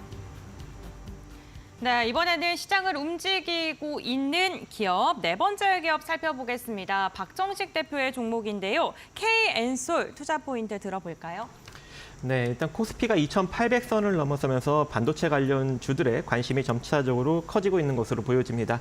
그동안 이제 가지 못했던 이제 반도체 관련 주들도 서서히 올라오는 것으로 보아 최근에 좀 조정을 받았던 이 K엔솔도 이제 다시금 반등력을 본격적으로 보이지 않을까 그렇게 생각을 하고 있습니다. 반도체 디스플레이, 2차 전지, 바이오 등 이 미세 공정 필수 설비인 클린룸 전문 업체입니다. 그동안 이제 이 메모리를 만들고 있는 뭐 삼성전자나 SK 하이닉스가 증설을 하지 않았기 때문에 이 실적이 그렇게 빠르게 증가하지 못했던 측면이 없지 않아 있으나 최근 들어서 이 일반 서버 교체 주기 도래 그리고 AI 서버 투자 확대, 온디바이스 수요 확대로 2025년부터 이제 본격적으로 D램 수요가 증가될 것으로 보여지고 있고 대략 한 19% 정도 상승할 전망이라고 합니다. 그래서 2025년 이 D램 수요 증가에 발맞춰서 본격적으로 이제 SK 하이닉스와 이 삼성전자가 이 D램 설비를 증설할 수 있는 가능성이 지금 커지고 있고 그런 계획도 현재 잡고 있다라고 밝히면서 본격적으로 K엔솔도 이제 수급이 몰리지 않을까 생각을 하고 있습니다. 오늘 2,190원 정도에서 움직이고 있는 그런 상황인데 현재 이 17,000원대 이하로 여러분들이 좀 분할 매수 관점 가시면 좋을 것 같고요. 손절 라인은 전전일 양봉의 시가인 16,400원 정도 제시해드리고 목표는 18,300원 정도 제시해드리는데 이 가격이 돌파가 된다면 이전 고점인 21,000원대로 넘어설 수 있는 가능성이 존재하기 때문에 혹여 이제 외국인과 기관이 지속적으로 매수를 해주면서 돌파를 한다면 조금 더 홀딩 관점으로 유지해 가셔도 좋지 않을까 생각을 해봅니다. 네, 알겠습니다. KN솔 네 번째 종목으로 들어봤습니다. 지금 가지 않는 반도체 관련된 기업들이 순환매를 돌면서 다시금 순서를 찾고 있다라고 이야기해 주셨고 목표 주가 18,300원, 만약에 시원하게 돌파한다면 21,000원까지 열어두고 보자라고 말씀해 주셨으니까요. 전략 참고해 보시면 좋을 것 같습니다. 어쨌든 가지 않는 반도체 하니까 HPSP도 그런 것 같습니다, 대표님. 박수현 대표님, 저희 네네. HPSP도 대형주 단 뭐 잘 가는 가운데 좀 답답한 흐름 이어졌거든요. 이제 갈까요? 네, 이제부터 이제 본격적인 상승 흐름이 좀 만들어지지 않겠냐라고 봅니다. 그동안 뭐 EST를 통해서 이제 법정 노이즈가 좀 발생했던 부분들이 있었는데 뭐 그런 부분들은 뭐 언제든지 좀 일어날 수 있는 문제이기 때문에 그리고 그 부분에 있어서 어차피 뭐 HPSP를 제가 들고 나온 이유는 이제 전공정 쪽으로도 우리가 좀 관심을 가져야 된다는 거죠. 그전에는 우리가 HBM을 통해서 후공정에 대한 관심도가 좀 높았던 부분들이었는데 이제 전공정 장비들에 대해서 관심을 좀 높여야 될 이유가 바로 수율을 얼마만큼 잘 만들어낼 수 있냐라는 부분들입니다. 뭐 그렇게 되면 전공정에서 거의 뭐 불량률이 확정이 되기 때문에 예를 들어서 이제 웨이퍼 같은 경우에 이제 만들게 되면 그 웨이퍼에 방막을 입히고 그리고 그 미세하게 눈에는 보이지 않지만 그런 깨끗하게 클린을 해줘야 되는 부분들인데 그동안은 보면 레이저 어니링 장비를 많이 사용했어요. 레이저 어니링 장비를 많이 사용했는데 문제는 뭐냐면 레이저 어니링 장비 같은 경우에 순간적으로 800도로 이제 웨이퍼에 있는 이물질들을 제거합니다. 근데 문제는 이 800도가 웨이퍼에게는 조금 불량률을 높일 수 있는 부분도 있어요. 그래서 이 온도가 너무나 높다 보니까 그런 부분에서 문제가 좀 있다라는 얘기가 좀 계속해서 지속되는 분위기였고 그렇다면 고압수소 어니링 장비를 쓰는 게 좋지 않냐? 왜냐하면 뭐 그렇다고 해서 고압수소 어니링 장비 같은 경우에도 약 400도 정도 됩니다. 300도에서 400도 정도 되기 때문에 일단 레이저 어니링 장비보다는 불량률을 낮출 수가 있다는 부분들이죠. 그런 관점에서 지금 현재 계속해서 고압수소 어니링 장비에 대한 수요가 좀 늘어나고 있고 뭐 TSMC라든가 지금 현재 삼성전자, SK하이닉스도 마찬가지로 이 고압수소 어니링 장비에 대한 계속해서 발주가 좀 이루어질 것으로 좀 기대되기 때문에 뭐 그런 부분들에 있어서 HPSP에 대한 관심도를 좀 높일 필요가 있다. 그리고 레이저 지금 어니링 장비 같은 경우에는 어차피 뭐 디스플레이 쪽도 마찬가지고 유리기판 쪽도 마찬가지고 그쪽으로 좀 더 포커스를 맞춰서 그쪽에 매출이 좀 더 나오지 않겠냐라고 저는 보고 있어요. 그렇기 때문에 반도체 쪽은 레이저 어니링 장비가 힘을 쓰지를 못하고 오히려 유리기판이라든가 디스플레이 쪽으로 넘어가서 큰 매출을 만들 가능성이 높고 그 대표적인 회사가 이오 테크닉스라는 회사죠. 뭐 그렇기 때문에 그쪽도 바라볼 필요는 있습니다. 어차피 뭐 실적은 좀 올라갈 거니까. 그래서 저는 반도체 쪽만 바라본다면 HPSP에 대한 관심도를 좀 높여야 되고 지금 현재도 지금 매출도 잘 나오고 있는 상황이에요. 뭐 그런 관점에서 제가 지금 HPSP에 대한 관심도를 높이고 있고 뭐 EST도 오늘 좀 강한 상승 흐름을 좀 보여주고 있는데 기본적으로 시장에 대한 이제 선점은 HPSP가 먼저 했기 때문에 EST 같은 경우는 후발주자를 이제 패스트 팔로우 쪽의 입장에서 좀 올라오다 보니까 아무래도 실적에 대한 기대감은 그렇게 아직 높지는 않습니다. 그래서 저는 말씀드리고 싶은 건 HPSP에 좀 더 집중하시고 우리가 뭐 선단 공정이라든가 여러 가지 부분들에 있어서 HPSP가 이제부터는 주목하고 제대로 된 그동안 좀 횡보 구간을 벗어나서 상승 추세로 전환될 수 있는 좋은 위치에 놓여져 있다라고 말씀드립니다. 네, 알겠습니다. HPSP 이제는 전공전단을 눈여겨봐야 될 차례다라고 이야기해 주셨고요. 마지막으로 박정식 대표님의 종목 알아보겠습니다. 어떤 종목일까요? 네, 두산 테스나입니다.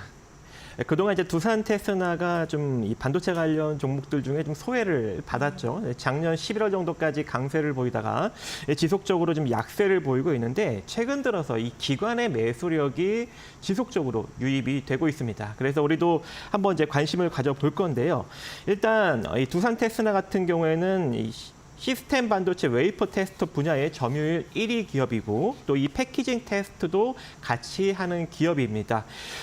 실적이 이제 지속적으로 이제 두산으로 넘어가면서 이제 투자도 많이 이루어졌죠. 그래서 실적도 이제 계속 좋아지고 있는 추세였는데 최근 이 반도체 업황이 좋지 않아서 실적 성장성이 다소 조금 떨어졌었습니다. 하지만 다시금 이 시스템 반도체 테스트 수요가 계속적으로 늘어나고 있는 상황이기 때문에 이번에 좀 공격적인 신규 공장을 이제 투자를 좀 확장을 하게 되는데 이 평택의 제2공장에 14,500평 부지를 확보해서 4,800평 규모의 클린룸을 설치한다고 합니다. 이는 기존에 있었던 뭐 평택 공장이나 서안성 공장이나 안성 공장을 합친 것보다 큰 규모이기 때문에 이 공장이 만약에 완성이 되고 본격적으로 가동이 된다면 이 두산 테스나의 매출과 영업이익은 굉장히 큰 규모로 커질 수 있는 여력이 있지 않을까 생각을 하고 있습니다. 이렇게 이제 뭐 시스템 반도체 이제 테스트 분야 이쪽에서 이제 좀 이미지 센서나 이쪽에서 이제 긍정적으로 이제 발전 가능성이 있는데 이렇게 이제 수요가 많다 보니까 또 하나 우리가 좀 주목을 해볼 필요성이 있는 게 전장용 SoC, 즉 이 시스템 온칩 테스트 분야에서 상당히 좀 급격한 성장이 나타날 수 있는 여력이 점쳐지고 있습니다. 이 국내 완성차 업체 자체 SoC 개발에 따라서 2025년 말부터 본격적으로 물량이 늘어나면서 2026년에 이 차량용 SoC 테스트 쪽에서 매출이 크게 성장이 나온다고 합니다. 따라서 지금 현재 그 성장성을 엿보고 이 기관이 요 최근 며칠간 이 외국인이 매도하고 있음에도 불구하고 매수로 접근을 하면서 이 주가를 좀 끌어올리고 있는 것이 보여집니다. 따라서 지금 가격 42,000원대 이하로 여러분들이 좀 분할 매수 관점으로 가시면 좋을 것 같고 손절 라인은 39,900원을 제시해 드리는데 이 자리는 단순하게 터치하는 건 상관없습니다. 종가 기준으로 이탈만 하지 않는다면 지지받고 그대로 반등이 나올 수 있기 때문에 종가 기준으로 이탈되지 않으면 그대로 홀딩 관점 가져가 보시고 단기적으로는 한 45,200원 정도 자리까지 바라볼 수 있는데 만약에 이제 이 자리를 돌파하게 된다면 외국인 수급까지 유입될 수 있는 여력이 매우 높거든요. 그래서 이 45,300원 정도 부근에 외국인 매수력까지 만약에 유입된다면 조금 더 홀딩 관점 유지해 가시면서 5만 원대까지 바라보시면 좋을 것 같습니다. 네, 알겠습니다. 두산 테스나까지 해서 저희 총 6가지 종목, 앞으로 시장을 움직일 종목들에 대해서 이야기 나눠봤습니다. 오늘 도움 말씀 주신 두 분과는 여기서 마무리하겠습니다. 고맙습니다. 네, 감사합니다.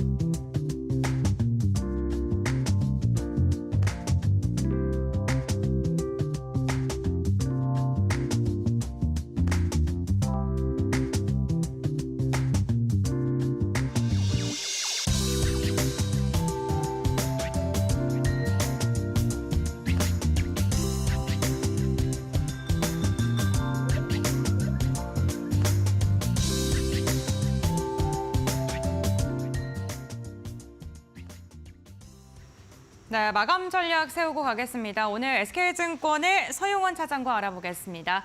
안녕하십니까? 네, 안녕하세요. 네, 반갑습니다. 오늘 장 마감으로 갈수록 시장의 방향성이 뭐 뚜렷하진 않은 것 같고 코스닥이 상대적으로 좀 좋은 것 같은데 오늘 우리 시장 어떻게 바라보고 계십니까?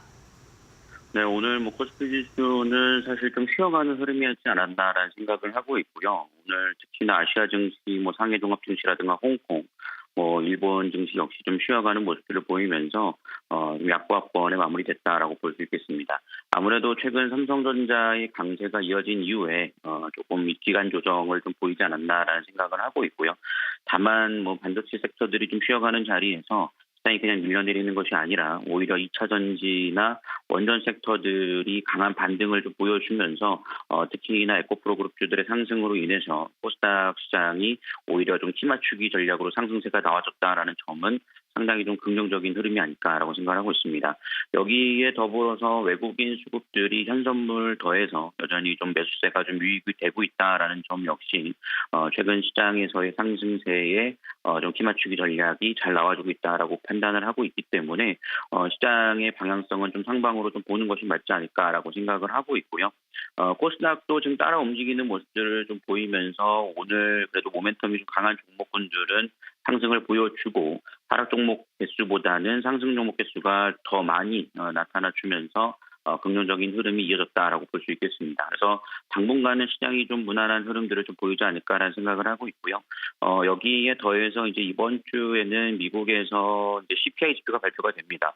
최근 미국이 고용 지표가 좀 둔화되는 모습들을 좀 보여왔기 때문에 여기에 CPI 지표까지 좀 안정을 좀 보여준다라면 금리 인하에 대한 기대감도 유입될 수 있다라는 점을 감안해 볼 때 코스피 지수에 대한 움직임들도 여전히 좀 기대감이 있지 않나라고 생각하고 있습니다.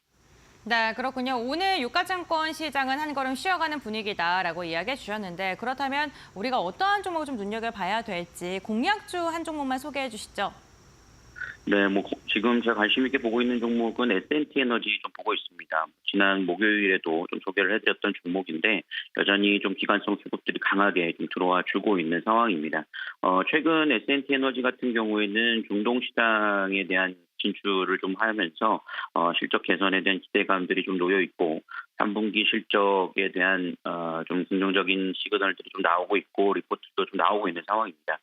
거기에 더해서 좀 주가의 흐름들은 최근에 좀 박스권을 좀 양상을 좀 부리고 있는데 최근 그 박스권 자리에서 연기금을 비롯한 투신 그리고 금융투자에서도 지속적으로 좀 매수세가 좀 유입되고 있다는 점을 감안해 본다라면 박스권 상단에 대한 돌파 기대감을 좀 가져볼 수 있다라고 좀 판단하는 만큼 S&T 에너지 여전히 좀 눌림목 구간을 이용해서 꾸준히 관심을 가져보시면 좋지 않을까라고 예상하고 있습니다. 네, 알겠습니다. S&T 에너지 중동에 대한 기대감 그리고 기관 수급에 대한 기대감 말씀해 주셨으면 투자 포인트 잘 기억하고 대응하겠습니다. 고맙습니다. 네, 감사합니다. 네, 7월 8일 월요일 시장 마감에 3분여가량 앞둔 상황입니다. 오늘은 또 어떻게 마무리가 될지 두 분의 전문가님 모시고 이야기 나눠보겠습니다. 태양투자자문의 김효중 책임 매니저님, 이데일리온의 곽유정 주식 와이프 파트너님 나와주셨습니다. 두 분 어서 오세요. 네, 지금 우리 양시장 혼조세를 보이고 있습니다. 코스닥이 워낙 강력한 흐름을 보이면서 마감을 준비하고 있는데 매니저님 오늘 시장 좀 어떻게 보셨을까요? 네, 일단 우선 미국 시장이 다우와 필라델피아 반도체 지수가 반등을 이어나가면서 S&P 500 지수가 신고가를 경신을 했습니다. 고용 지표가 과거 3개월 평균치로 보면 안 좋게 나왔고 실업률은 올라가면서 9월 금리 인하 기대감이 커지고 있습니다. 금리와 달러 모두 하락하면서 리스크 지표들이 시장에 유리하게 형성이 되고 있고요. 상대적으로 경기 둔화에 강한 빅테크 종목들 5종목들이 모두 신고가를 경신하면서 시장을 리드하는 모습, 낙폭과대 종목들도 키맞추기 반등이 나오는 모습인데 테슬라가 지속 상승을 해주는 점도 긍정적으로 작용을 하고 있습니다. 기존에 강했던 AI 반도체 주도주들 엔비디아나 델, 마이크론 등이 21선에서 쉬어가는 흐름인데 순환매 속에서 다시 상승 흐름을 잡지 않을까 예상이 됩니다. 코스닥 시장 같은 경우에는 6월 하락폭이 컸기 때문에 기술적 반등이 잘 나와준 모습이고 코스피 역시도 삼성전자의 잠정 실적 발표가 어닝 서프라이즈로 기록이 되면서 긍정적인 흐름을 이어나가고 있습니다. 특히나 바이오 섹터 같은 경우에는 비만 체로제 관련주가 상승을 잘 보여준 가운데 금리 인하 기대감과 생물보안법 라이선스 아웃을 통한 실적이 증명이 되는 종목들이 긍정적 흐름을 보여주는 모습입니다. 오늘 음식료 업종이 그동안의 낙폭을 크게 줄이는 반등이 나와줬는데 특징 뉴스로 6월 김밥 수출액이 808만 달러, 약 112억 원, 1년 전 수출 대비해서 475% 증가했다고 합니다. 먹거리 문화는 한 번 자리를 잡게 되면 일회성으로 작용하기보다는 다회성으로 작용을 하기 때문에 한 번 증가한 실적이 안정적으로 자리 잡을 가능성이 높습니다. 수출입 데이터 지속적으로 팔로우하시면서 흐름 체크해 보시길 바라겠습니다. 네, 좋습니다. 오늘 음식료 업계에서 강력한 흐름이 확인이 되었는데 코스닥이 정말 안정적인 흐름을 보였습니다. 어떠한 모습으로 마감을 준비하고 있는지 양시장 지수로 체크를 해보겠습니다. 코스피가 오늘 하루 종일 계속 보합권에서 등락을 거듭했는데 0.03% 약보합권으로 마감을 준비하고 있고요. 코스닥은 계속해서 상승을 하다가 1.28%로 마감을 향해 달려가고 있습니다. 수급 동향은 어떻게 보여지고 있는지 코스피부터 체크를 해보겠습니다. 코스피 시장 안에서 외국인의 수급이 강력했습니다. 현물 시장 안에서도 선물 시장 안에서도 오늘 담아냈는데 4거래일째 매물을 담아내는 듯한 모습이 오늘의 특징으로 확인이 되고요. 오늘 이렇게 양시장 마무리하도록 하겠습니다.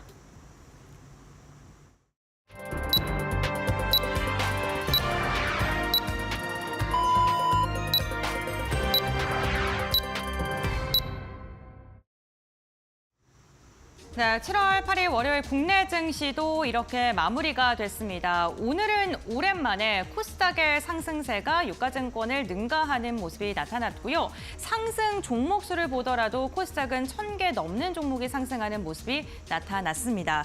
오늘 마켓 스핀을 통해서 오늘 시장 분위기 조금 더 자세하게 확인해 보도록 할 텐데요. 원자력 발전 관련 기업들 오늘 굉장히 좋았습니다. 체코 원전 수주에 대한 기대감 속에 원자력 발전 기업들의 흐름 괜찮았고 방산주들도 꿈틀거렸습니다. 트럼프 전 대통령의 대선 승리 가능성이 커지면서 방산주들 최근 주목을 받고 있는데요. 윤석열 대통령이 우크라이나에 무기 수출을 지원하겠다라는 소식까지 전해지면서 이로 인해 방산주들 좀 모멘텀을 받는 모습 오후장 들어서 이어졌습니다. 이 상승률 상위 종목을 보게 된다면요. 사조 그룹주들이 나란히 이름을 올리고 있습니다. 저희가 오프닝 때 말씀을 드렸던 사조 매출 4조대에 대한 전망까지 나오면서 관련 모멘텀으로 시장이 좀 주목을 받은 것으로 보이고요. 원전 관련 기업들 우리 기술이 오늘 대장주 역할하면서 20%가량 강세를 보였고 거래량도 굉장히 강하게 쏠렸습니다. 오늘 시장에서 가장 많은 거래량이 쏠렸다는 점 체크해 보시면 좋을 것 같습니다. 오늘 업종 실적 테마를 보게 된다면 화장품 섹터가 4% 이상 상승했고요. K푸드도 3% 이상의 강한 상승을 보이면서 오늘 화장품과 음식료 업종 그러니까 수출 데이터가 찍히는 종목을 중심으로 해서 시장에 좀 주목을 해보시면 좋을 것 같습니다. 그렇다면 오늘 지수단은 어느 정도에서 마감을 했을까요? 마감 상황 함께 확인해 보겠습니다.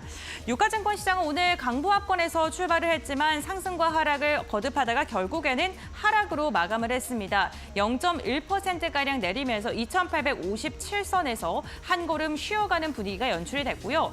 반면 코스닥 같은 경우에는 오늘 시초가 가장 낮았고요. 오후장 들어갈수록 점점 더 상승폭을 확대하는 움직임이 확인이 됐습니다. 결국에는 860선을 목전에 둔 채 코스닥이 마감하는 데 성공을 했고요. 코스닥 같은 경우에는 121선 부근까지도 올라서면서 다시금 주가 지수 레벨업을 위한 그 도약의 발판을 마련한 듯한 하루였습니다. 수급 상황 함께 확인해 보겠습니다. 수급 상황을 보게 된다면요. 오늘 외국인의 매수세가 좀 강력하게 유가증권 시장에서 들어왔고요. 코스닥 같은 경우에는 오늘 외국인의 매수세가 유입이 됐습니다. 어쨌든 시장을 주도하는 건 오늘 외국인이었다는 점 체크해 보시면 좋을 것 같습니다. 시가총액 상위단 함께 확인해 보겠습니다. 유가증권 시장 1위부터 5위권입니다. 삼성전자가 오늘도 0.3% 상승으로 마감했습니다. 다만 일봉을 보게 된다면 파란불을 그리고 있죠. 시초가보다 탄력이 둔화된 채 반도체 관련 기업들은 마감을 했고요. LG에너지솔루션도 오늘 0.2% 상승, 왕상차 관련 기업들 가운데서 현대차가 오늘 0.7%가량 힘을 내주면서 실적에 대한 기대감 여전한 것으로 확인되고 있습니다. 6위부터 10위권의 흐름도 함께 확인해 보겠습니다. 반면 현대차는 상승 마감했지만 기아 같은 경우에는요. 오늘 1.6%가량 깊게 밀리면서 마감을 했습니다. 같은 완성차 섹터 내에서도 상대적으로 많이 올랐던 기아가 오늘은 한 걸음 쉬어가는 움직임이 나타나고 있고요. 저 PBR 관련 기업들 가운데서 KB금융이 대장주 역할을 했었는데 역시나 차익 매물이 강하게 출회가 되면서 1.4%가량 하락한 채 마감한 것으로 보입니다.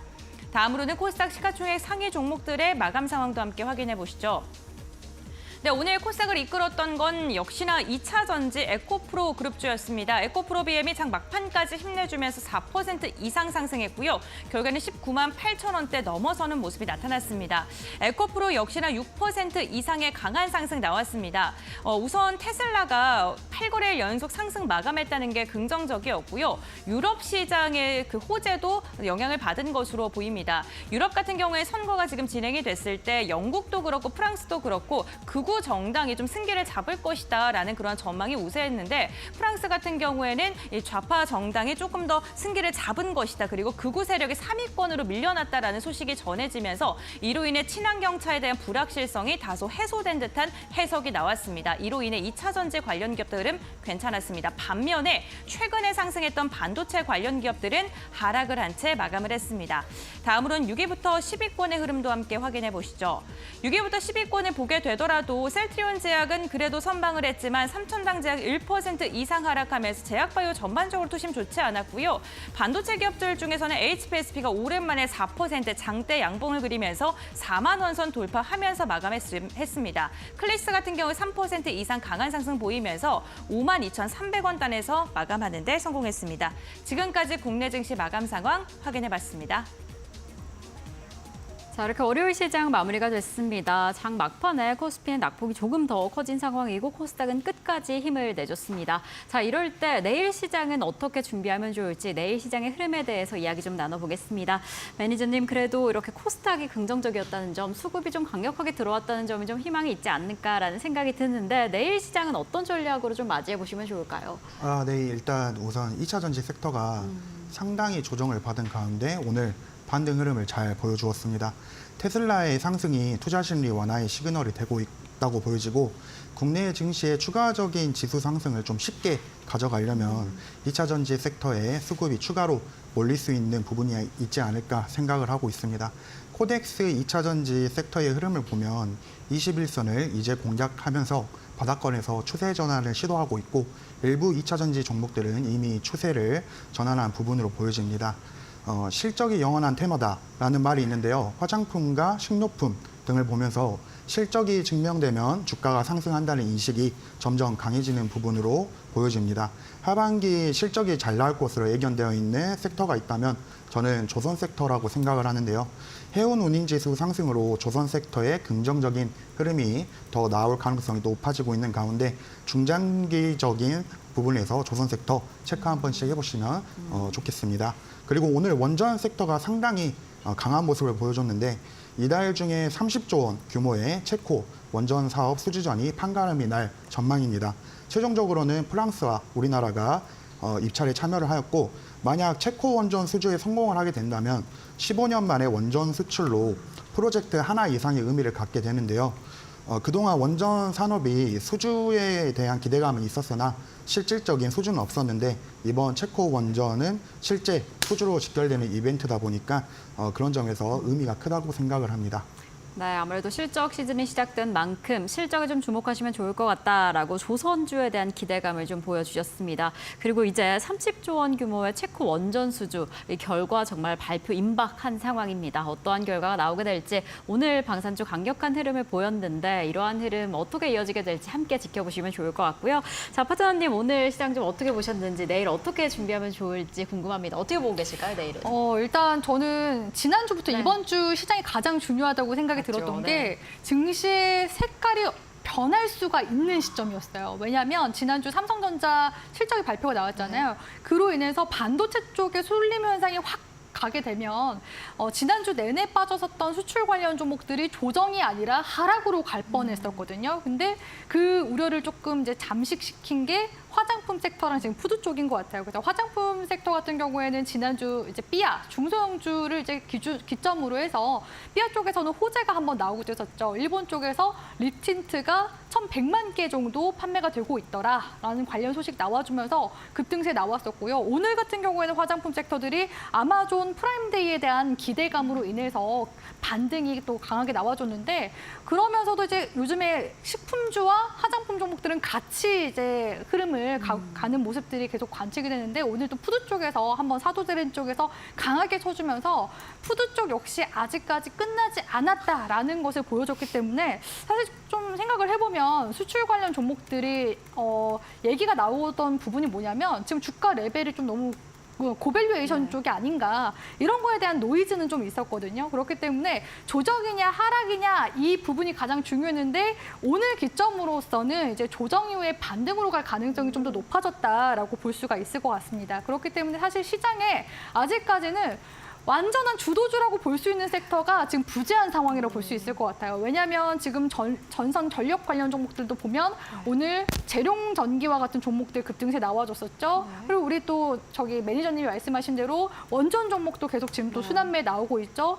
방산은 방산대로 아직까지 추세가 꺾이지 않은 모습입니다. 즉 이런 주도주들이 만약에 한번 휘청이면서 떨어지기 시작하면은 증시가 또 불안정하게 흘러갈 텐데 증시가 지금 3,000포인트를 향해서 올라가다 보니까 여기서 떨어지는 종목들이 좀 제한적이라는 거예요. 그렇기 때문에 추가적으로 움직임이 더 나와줄 수 있기 때문에 순환매 장세가 앞으로도 조금 더 당분간은 더 나올 것이다라고 보고 있고요. 역시나 아직까지는 시장에서 실적과 데이터를 계속 확인하고자 하는 움직임들이 좀 많이 나와주는 것 같습니다. 그래서 수출 섹터들도 지금 보면은 2분기도 계속 좋을 것으로 전망이 되고 하반기까지 이어질 것이다라는 아직 기대치가 아직 많이 들어오고 있는 상황이거든요. 그러니까 악재가 없는 한 이런 데이터에 대한 확인을 계속해서 해나가려고 하는 장세 움직임 계속해서 나올 가능성이 높기 때문에 지금 가는 섹터가 가는 섹터인 만큼 우리 시청자분들이 추세 매매 관점에서도 일단 관련 종목들은 계속해서 체크해 나가셨으면 좋겠습니다. 네, 저희가 파트너님과 지난주부터 이 흐름이 어떻게 이어지게 될 것인가, 정말 주가 상승의 강력한 랠리가 이어지게 될 것인가, 이번 주가 중요하다라는 이야기를 나눴었는데 지금 여전히 주도주가 부재한 상황 안에서 이 추세를 잘 파악하는 게 중요할 것 같습니다.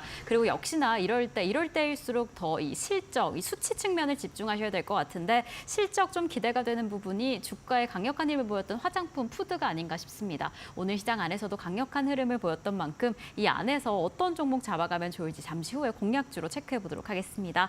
자, 그럼 매니저님의 공략주부터 확인을 해보겠습니다. 매니저님께서 HD 현대미포 잡아주셨는데 오늘 이미 좀 힘을 받으면서 마감을 했어요. 어떻게 보고 계실까요? 일단 HD 현대미포는 네. 현대중공업 그룹의 계열사로서 중형 선박 분야에서는 세계 시장 점유율 1위를 기록하고 있는 기업입니다. 상반기까지 해서 수주한 물량이 이미 올해 목표치를 뛰어넘었다고 합니다.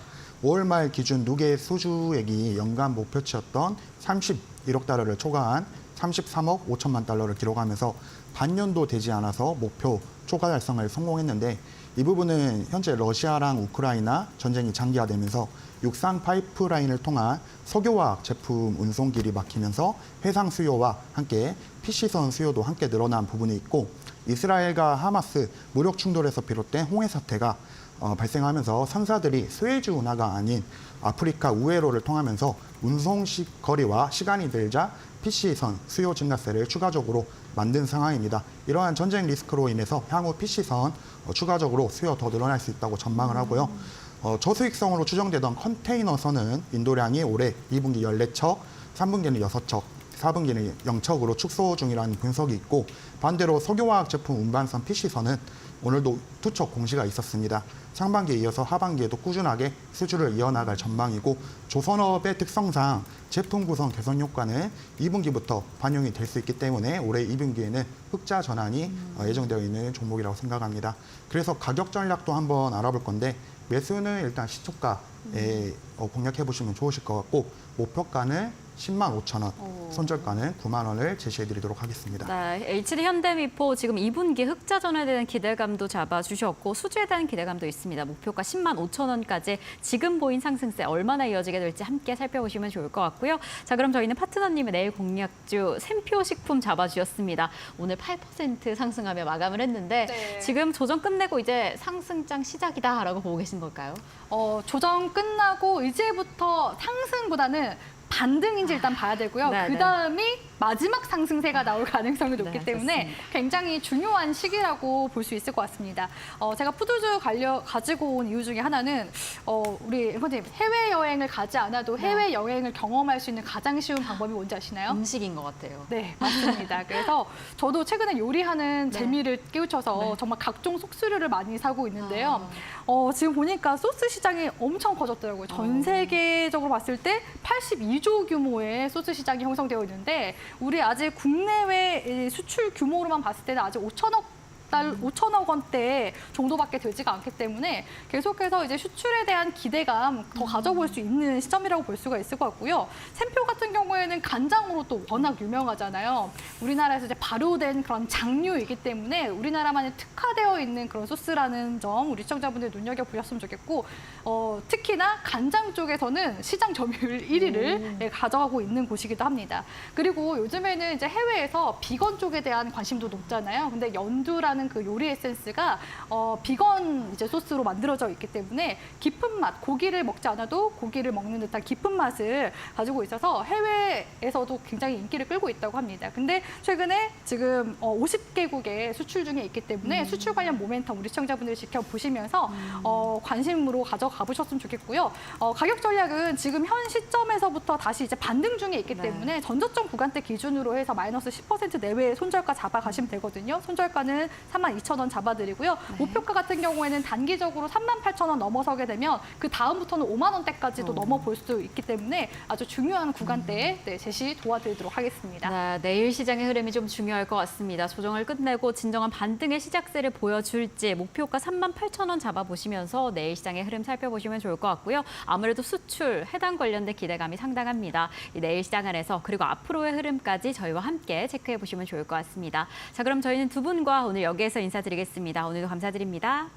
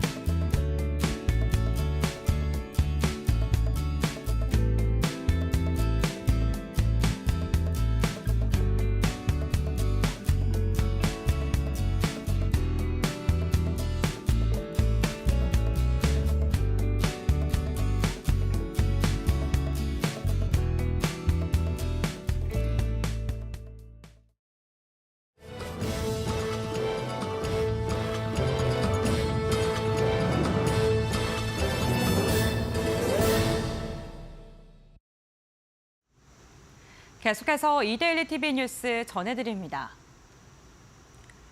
첫 소식입니다.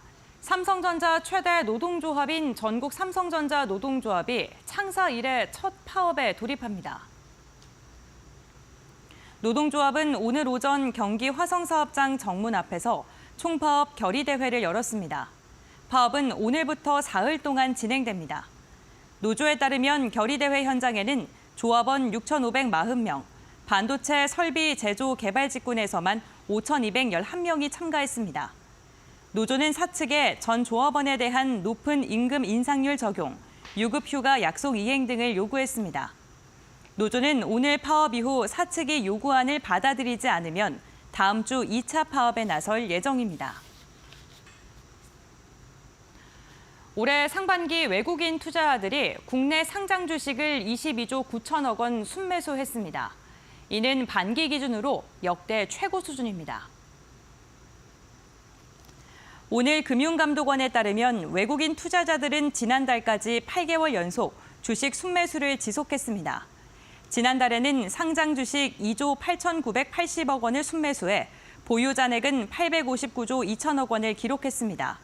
이는 주식시장 시가총액의 30%에 해당하는 규모입니다. 한편 지난달 외국인의 채권 투자는 순회수로 전환했습니다. 이달부터 국민연금 보험료가 월 최대 24,300원이 오릅니다. 보험료를 매기는 기준소득 월액 상한액과 하한액이 상향 조정된 데에 따른 것입니다.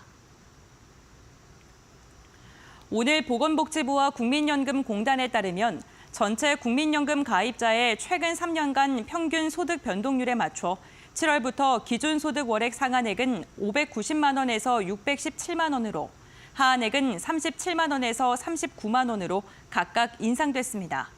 이 기준은 내년 6월까지 1년간 적용됩니다. 다만 기존 상한액과 새 하한액 사이에 있는 가입자의 보험료에는 변동이 없습니다. 이한준 한국토지주택공사 사장이 부동산 시장 안정화를 위해 올해 공공주택 5만 호, 내년 6만 호 착공을 추진하겠다고 밝혔습니다. 이 사장은 지난 4일 세종에서 기자간담회를 열고 하반기 매입 임대 물량을 적극적으로 늘려가겠다고 말했습니다. 최근 건설 경기가 악화하면서 LH의 착공 물량은 현저하게 감소했습니다.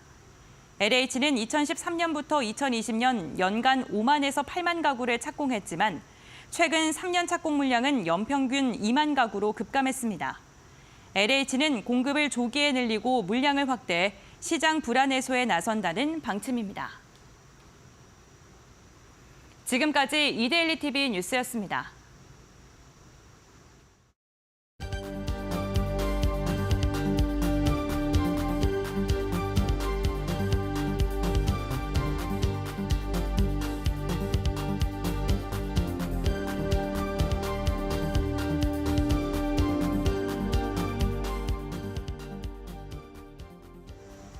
네, 파이널샷 저희가 준비한 소식은 여기까지입니다. 저희는 내일도 든든하게 함께하겠습니다.